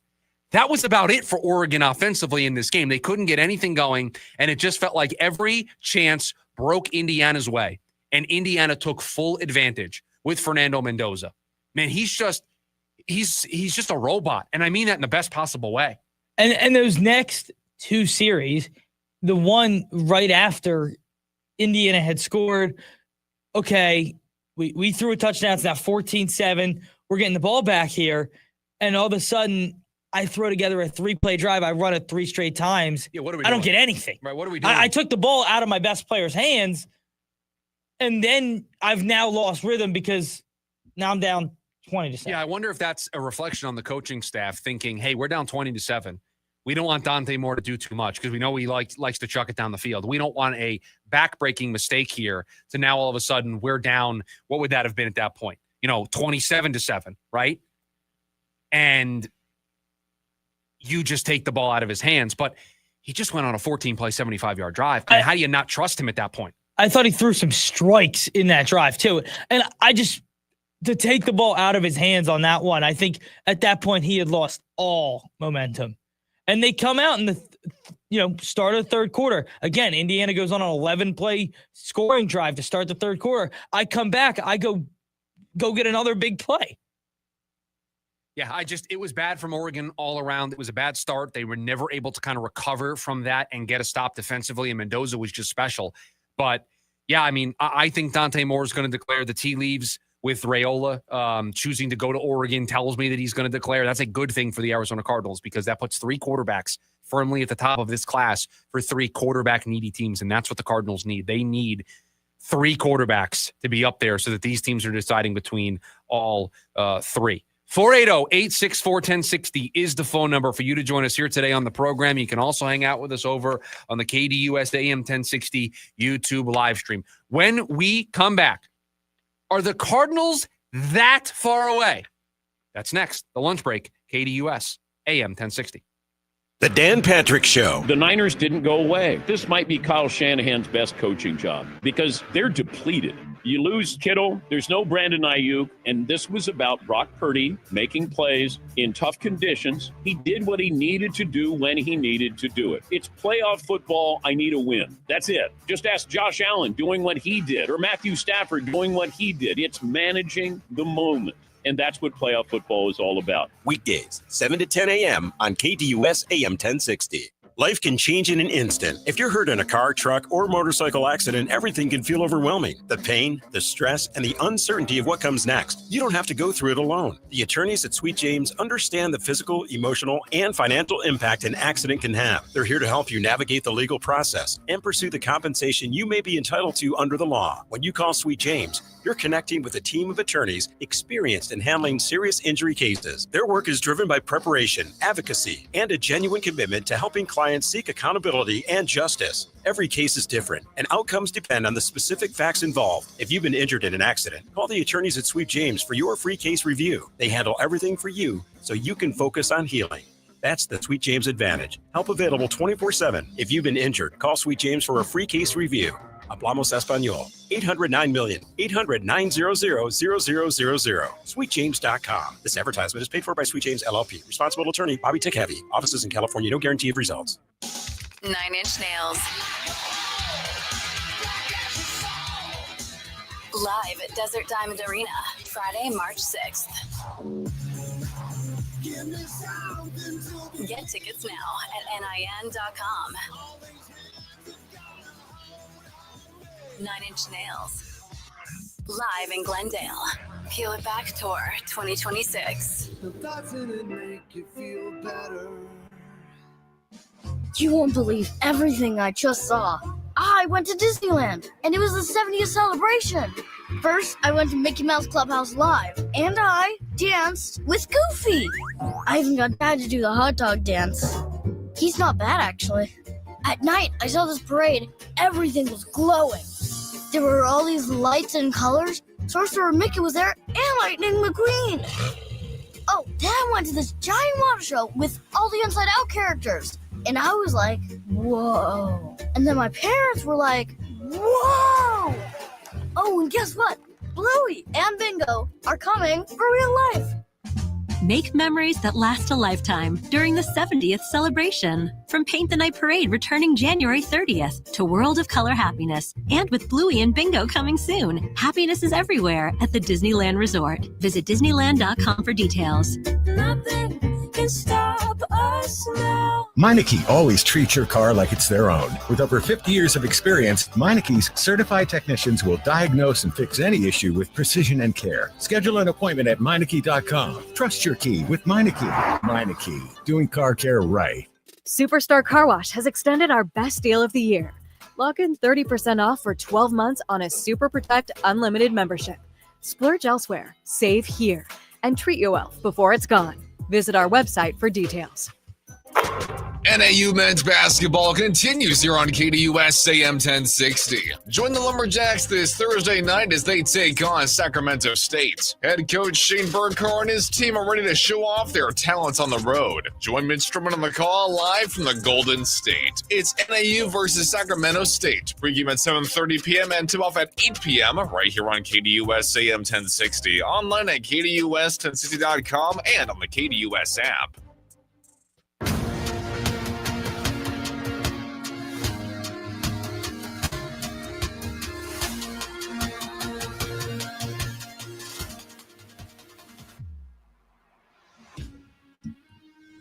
I want to get back into something that I originally planned on discussing in the open of today's show.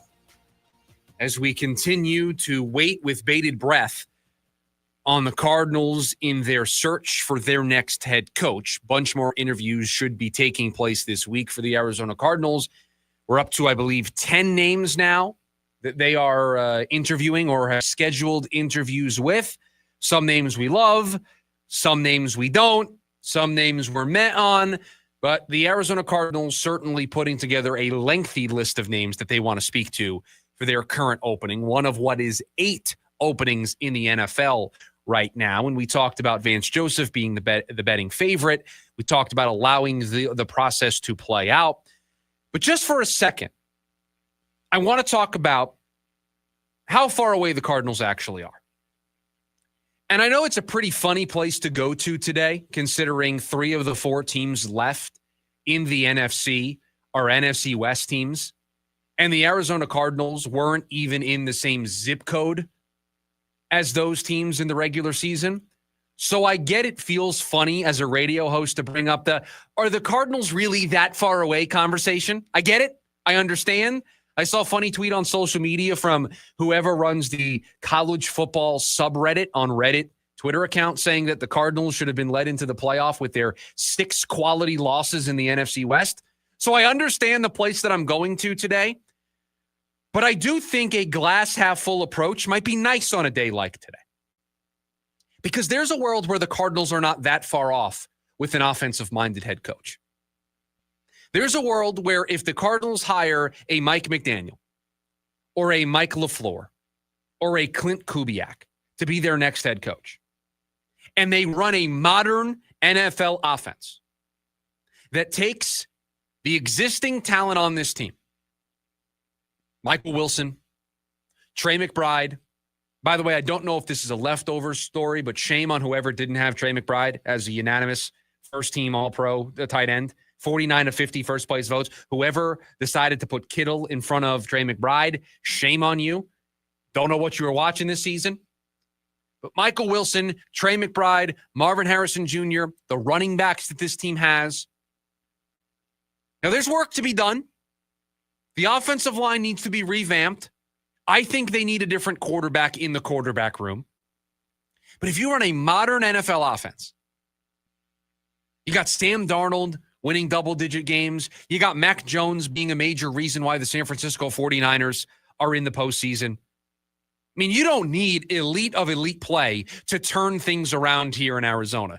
To win a Super Bowl, to play in an NFC championship game, sure, you probably need some elite quarterback play. But how about we walk before we run? How about we follow the walk, jog, run philosophy? So let's just start by walking. Let's just start by transforming this offense to be more in line with a modern-day offense. You got San Francisco running a trick play in the biggest spot they're going to have all season because of how creative they are on offense and how much they trust the players and the system that they've developed over the years. I mean, there's just inherent trust in what they're doing. There was no trust this season in what the Cardinals were doing offensively. It was all over the place. Guys are in, guys are out of the lineup. Kyler Murray, Jacoby Brissett. This team was all over the place on the offensive side. So bringing in an offensive-minded head coach or even just a better offensive coordinator should make things better from a floor perspective. And that's the important thing for the Cardinals this offseason. They've got to raise the floor. You want to be close to Seattle? You want to be close to LA? You want to be close to San Francisco? Got to raise the floor. That's what this team is missing right now. So just an offensive-minded head coach would create that impact on the offensive side of things. Staying healthy would also help on both sides of the ball. And finishing games, how many fourth quarter leads did this team blow this year? You fix those three things, you run a modern NFL offense, you stay relatively healthy, you need some luck to go your way in that regard, and then you finish games, all of a sudden you've raised the floor of this team to where you're a lot closer than you think you are to San Francisco, to Seattle, to the Rams. But you need that offensive-minded head coach. You need somebody that is going to make that side of the ball churn a little bit more. You need somebody that's going to know how to manage themselves in the fourth quarter and not blow games to Tennessee, not blow games to Indy, not blow games to Green Bay, not fall short against San Francisco. All those one-possession games that didn't go their way this season. If you just win a couple of those while also raising the floor elsewhere, are the Cardinals really that far off? I know it's a 3-14 season. I know. Third overall pick in the 2026 NFL draft. But I just put my mind in a place where they have an offensive-minded coach that actually knows what they're doing on that side of the ball, and they stay healthy. All of a sudden, I have a much different outlook on this team. Yeah, I mean, they're not a team that has zero talent. Like, they have talent, and certainly on the offensive side of the ball. While James Conner is getting older, you still feel good about what he can give you next year, hopefully coming off injury. Obviously, you know you have Trey McBride. Everything you built towards the end of the year with Michael Wilson, you feel great about. Michael Wilson finished the year with 1,000 yards, and it felt like through week 8, he had like 4 catches. And then Marvin Harrison, there's a reason you still took him number 4. Whether I believe in him, whether you believe in him, the world looked at him and said he was the best college receiver on the planet. And that wasn't an argument. It wasn't, should you take Malik Neighbors? It wasn't, should you take Brian Thomas Jr.? It was, it's Marv, period. That wasn't just the Cardinals' philosophy. That was everybody. You have talent offensively. You need to get the quarterback right, and you need a better scheme.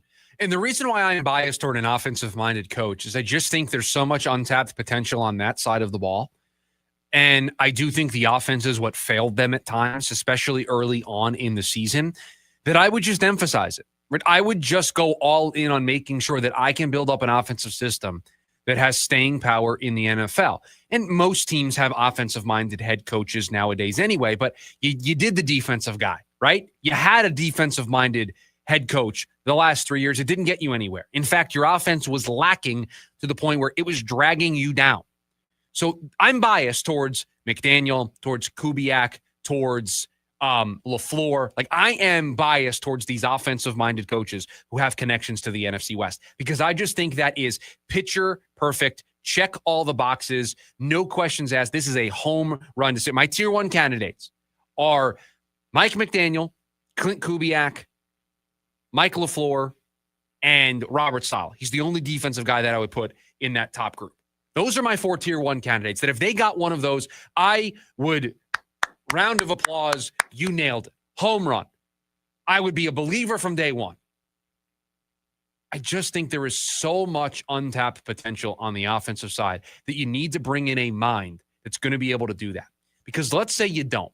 let's just say, for example, you do get Robert Saleh, and this would be one of the concerns about Saleh coming in and being the head coach. Who is he bringing as the OC? I know everyone wants to think he's bringing McDaniel, but if he's not, he's bringing somebody probably off of that San Francisco staff that's never called plays before. And so now you're learning on the fly. You have the offensive coordinator who's never called plays before that's doing it in real time for the first time. I don't love that. That's not hitting the ground running. You got Michael Wilson. You got Trey McBride. You have Marvin Harrison Jr. You have to find a way to get all those guys involved. I want an experienced mind. And maybe you can find an experienced OC who's called plays before. I'm not ruling it out. But getting an offensive-minded head coach certainly confirms that those guys are going to be put into positions to succeed. That there's going to be attention to detail. Think about what Ben Johnson did for Caleb Williams in the Bears offense. That's the type of impact I'm looking for on the offensive side of things for the Cardinals, just with a higher completion percentage out of my quarterback. That's what I'm looking for from that side of the ball. But if I bring a coach in here that can do that, I can get the health luck to bounce my way. And boy, it can't get any worse than it did this year. And I can finish some games. The floor all of a sudden becomes a 6 or 7 win football team while I go out and try to find my franchise quarterback.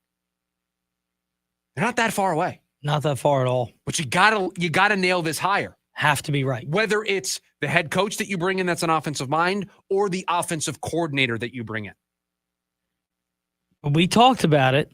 If you bring in an offensive coordinator and let's say he does a great job looking down the line in 2 years and they start to get head coach interviews. Right. If you brought in Robert Saleh and he brought in McDaniel with him as your OC, that's a 1-year project. That's 1 year. McDaniel's getting poached the next offseason to be a head coach, which is why we have the postcard for a reason. Mike McDaniel, no matter what. This is the guy that you should be targeting. And he's not on the interview list. It's frustrating that we're getting to a point where it's going to be Tuesday here in a little bit, and he's not on the list. He got fired, last Tuesday or last Wednesday? Is it a week? Close to a week since he's been fired? Not even I want to say he was Wednesday because Harbaugh was a Tuesday. Yeah, Harbaugh was Tuesday, so he would have been Wednesday. Or was he Thursday? Thursday, January 8th. So we're not even at a week yet. So let's give it a little bit more time. But if we get to Thursday and there's not even a rumbling of the Cardinals being interested, boy, I think that's a massive mistake. I mean, this is a guy who can run the football. Devon Achane had a great year. Raheem Mostert had a great year a couple years ago for Miami. You don't think he can do that with James Conner? I mean, James Conner is his Raheem Mostert. Trey Benson is his Devon Achane. Like, it's a 1-for-1. He got Tua to be a productive, efficient quarterback. I just don't understand why he's not even on the list yet. It's a miss. Because he's the number one. He's number one for me. Him not being on the list is a miss. And until he is on the list, I just don't know if I can say this team did all their due diligence. At least for an interview. Here's what I would like. I would either like to see him on the list, or I would like to see a report that they called. And he's not interested. Yeah. I can at least come to terms. Okay. And my head can hit the pillow of, you tried. You can't force a guy to interview with you. You can't force a guy to want the job. If he doesn't want the job, he doesn't want the job. It's the Harbaugh thing, right? I don't have a problem with that. But I got to know you tried. I got to know you asked. Because if you didn't ask, or I don't know that you didn't ask, then I have a problem. I've got a problem. If I don't know that you asked and you were told no, and I'm left wondering if you know what you're doing, that's a bad look. Remember, we didn't love the press conference performance. No, not at all. We didn't love Monty's answers to some questions. So I'm on edge with this leadership group as it is. Don't give me another reason. Show me that you've got a handle on things. Show me that you are going to conduct that wide net process that you talked about. You got a bunch of ex-head coaches. You have a head coach from this cycle in Raheem Morris. So it's not like you're allergic to recently fired coaches. You brought in Raheem Morris for an interview. So why can't you do the same with Mike McDaniel? I need a tweet by the end of the day that they plan on bringing him in for an interview. Please. I need that tweet. He's my number one, so I'm biased, but to not even talk with him, it's a mistake. It's a complete and utter mistake. 480-864-1060 is the phone number for you to join us here today on the program. When we come back, So all the stories we didn't get to today on the show, we call them the leftovers. My guess is we have a football game to talk about tonight and Monday Night Football. But you'll just have to come back and find out with all of us what's in today's edition of the leftovers. It's the lunch break, KDUS, AM 1060. James Out West, your desert destination for sports here in the Valley. Not surprised that the Cardinals aren't in. They fired their head coach. Kyler Murray's probably on his way out. It is what they like to call Black Monday. I'm kind of surprised by the Raheem Morris one in Atlanta. It's only been how long? Year? 2 years. So maybe that one. Pete Carroll gone. I told you from the jump when they hired Pete Carroll, I didn't like the hire. I think he's past his due. Let him go after year one. You might as well have kept the guy you had before and saved a bunch of money. Every other Monday night from 6 to 7 p.m. here on KDUS AM 1060. The other day, I couldn't find my belt, and my wife found my belt, and as she brought it to me, she said, "Where would you be without me?" And I wanted to say, exactly here without the belt. In fact, I would have the belt because I would know exactly where it was in yesterday's pants on the floor. But now, we're not allowed to leave yesterday's pants on the floor, so I need a National Treasure-style map to find my one lousy belt. Seth Meyers, live on stage, Saturday, March 14th, Talking Stick Resort. Tickets are on sale now at TalkingStickResort.com. Hey guys, if you have low T, it's time to get your edge back. Start testosterone therapy at Red Mountain Weight Loss and get a month of GLP-1 weight loss medications absolutely free. That's a $299 value. Listen, just because you're getting older doesn't mean you have to feel older. Prescription testosterone restores your get up and go, so you'll feel like you're 20 again. Get more muscle with less effort in the gym. You'll also think better, sleep better, and your love life will be better. Look, don't be fooled. Nothing boosts testosterone like actual testosterone. It's a game changer. And if you're looking to lose weight, there's nothing like the combo of testosterone and a GLP-1 medication. It'll burn that belly fat and get you ripped. This month, get free GLP-1 medication, a $299 value, when you start testosterone therapy only at Red Mountain Weight Loss. Book your video appointment today. Go to redmountainweightloss.com or dial pound 250 on your phone. Keyword Red Mountain. Time to get your edge back at Red Mountain Weight Loss. Casino Arizona is uniquely Arizona. Feel at home with the Valley's one true locals casino, from the welcoming friendly smiles to the slot win high five celebrations. Picture yourself with the coolest cast at our blackjack tables. Dine like a rock star at our buffet or Choya Steakhouse, where even the steaks are famous. Want to stack up rewards while having fun at your favorite casino? Join Salt River Rewards, and the excitement keeps rising with every return visit. Casino Arizona, uniquely Arizona. You must be 21 years of age or older. Gambling problem? Call 1-800-NEXT-STEP. The Varsity Sports Show with Vince D'Alicio is your hub for everything high school and college sports. Join Vince and friends as they give you the full picture on student athletes and where they're heading. Live interviews with coaches across the Valley. Asking some of the tough questions. Varsity recaps and in-depth interviews with tomorrow's sports stars. The Varsity Sports Show with Vince D'Alicio. Live every Saturday morning from 9 to 11 a.m. here on KDUS AM 1060 and on the KDUS 1060 app.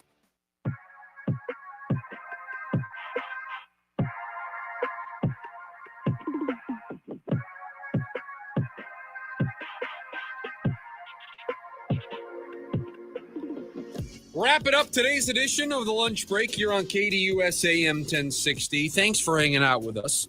Do us a favor, download the KDUS AM 1060 app and subscribe to the KDUS AM 1060 YouTube channel so you can take us with you on the go. Listen to us via the app, watch us via the YouTube channel. Both of those, the places that you're going to want to be in 2026. All right. It's the leftovers, all the stories we didn't get to today here on the show. My guess is we've got some Monday Night Football to talk about, but I don't make the leftovers. I just react to them. I figured we would start with the Monday Night Football game, a playoff Monday Night Football game to finish off Super Wild Card Weekend. It will be the Houston Texans traveling to Pittsburgh, Pennsylvania to take on the Pittsburgh Steelers. The Houston Texans are 3-point favorites on the road. A total of 38.5. By the way, side note, a lot of points in Wild Card Weekend. What do you mean? Oh, you just mean like total points. When you first said points, I was like, no, we just had our normal 6 points available. No, it was just the overs. A lot of overs. A lot of offense this weekend in the NFL. A lot of offense. I don't expect offense tonight. I don't. That's why the total is 38.5. Boy, I usually have a rule to take totals in the 30s. I don't know. I still am not confident. Yeah, I don't know if they get there. I don't either. Is this game getting to 21-17? I don't think so. 21-17 is not enough. 21-17 is 38. 38. Is this game getting to 21-17? I don't think so. I don't think so. 17-13. 17-10, 17-9. That's what it feels like. One of these teams is kicking like 3 field goals in this game. Yes. Imagine it would be Chris Boswell, And that's their only offense. who before last week I had never seen miss. Well, he missed what in the moment felt like a massive extra point. I mean, in the moment, you're like, that's it. That's the season. That's Rodgers' career right there. Yeah. In the moment. But Raji, I mean, he gets it done. I like Houston tonight. I'm going to bet on the defense. I like Houston as well tonight. I think Houston has the big playability to go along with what I believe is probably the best defense in all of football. I think I would, if you asked me who I would say is the best defense in the AFC, certainly say it's Houston. I think I would take them over Seattle, but that changes weekly. So I don't know. But I really like what Houston has done this year. Yeah, I'll take Houston. 3-point play, Houston.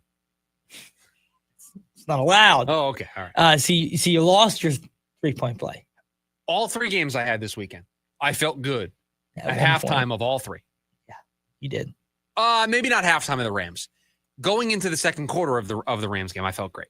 Yeah, right before 2 minutes before the half, you felt even better. I felt elated. Because it felt after the muff punt, I was like, "Oh my god, that's a 4-point swing." It's a 4-point swing. It's you lose your 1 point, I gain my 3 points. Yeah, it's huge. It's massive. And I was confident enough, like I would have taken Buffalo had you not had them as your 2-point play. Which, by the way, was had to sweat it out basically the whole time. Yeah, the whole time. Whole time worried about Buffalo in the points. How about the 10-yard quarterback sneak they ran? I have a legitimate question. If that's any other quarterback, does the whistle get blown earlier? Maybe. I have a legitimate question. Because it looked like there was a moment where forward progress was stopped and they would have normally blown the whistle. And they listen, just did not. I'm starting to hate the tush push because it's all people seem to talk about. But if you vote against it, you can't run it. Oh, so you think if you're one of the teams that in the summertime, not just vote against it, if you vote against it, but then come out and like it's not a safe play, then, you can't run it in the playoffs. So wrong, not allowed. Wrong, not allowed. Normally, I would stand with you on this, but I kind of love the idea of if we can't beat them, join them. If we can't stop the play, we don't like the play, but it would be foolish for us to not do the play. So, this is what you're going to do on the sidelines. I don't like the play and just not run it. Like, come on, teams are going to run it. You voted against it because of, but if he said it's about, like, I just don't think it's a football play, and then you run it. And the he in this instance is Sean McDermott. Yeah. If Sean McDermott said, we just don't think it's a real football play, even though they're good at it, okay. No. He cited player safety. Right, but let me stop you there because they don't care about player safety. Did you see what they did to Josh Allen on Saturday? He was in the blue medical tent at least twice. Yeah. At least twice. Yeah. Player safety. I mean, Josh Allen just was taking a beating on yesterday. Christian McCaffrey. Okay. They're going to run him into the ground. I just can't believe it hasn't happened yet. Well, I would argue he already has been run into the ground, but they don't have any other choices. He touches the ball every play. I asked this question honestly. What else do you want them to do? No, they don't have. Apparently DeMarcus Robinson. I mean, that's kind of like gadgety, gimmicky, like 1 or 2 plays a game. You can't. No. We got Jake Tongas out there running the wrong routes. Like that's what they've got in the backup tight end room. So no, they don't have a choice. They can maybe throw it to Kyle Juszczyk. They can make him a tight end, which is basically what they were doing. Yeah. They were basically having him come out of the backfield and being a tight end. But they don't have any other choices. They were down Pearsall. Yeah, does Ricky come back this week? They're going to need him to. And not that I think he's like but he's somebody. He's a rosterable wide receiver 2 or 3 in the NFL. Who's played in the NFL. Right, which they don't have anywhere else on the roster right now. The first team All-Pros came out. Yeah, Trey McBride snubbed from being unanimous. Offense, Stafford, Bijan, Juszczyk, Puka, JSN, Jamar, McCaffrey got the all-purpose. Tight end was obviously Trey McBride. Left tackle was Garrett Bowles. Joe Tooney got left guard. Creed Humphrey up front. Quinn Miniers. How do you say his name? Quinn Miners. Penei Sewell, right tackle. On defense, it was Garrett, Will Anderson, Micah Parsons. Interior, Jeffrey Simmons and Zach Allen. Linebackers, Campbell and Brooks. Corners, Stingley, Mitchell, slot, Cooper DeJean. The safeties, Kyle Hamilton and Kevin Byard. How about Kevin Byard? What a career resurgence in Chicago for him. Had a good year this year, and they're still playing. They're still playing. It's going to do it for us here. Monday edition of the Lunch Break in the books. Jim Rome's coming your way next. Producer Evan, thank you for all that you do. Everybody, have a great rest of your Monday. We'll talk to you tomorrow. See ya.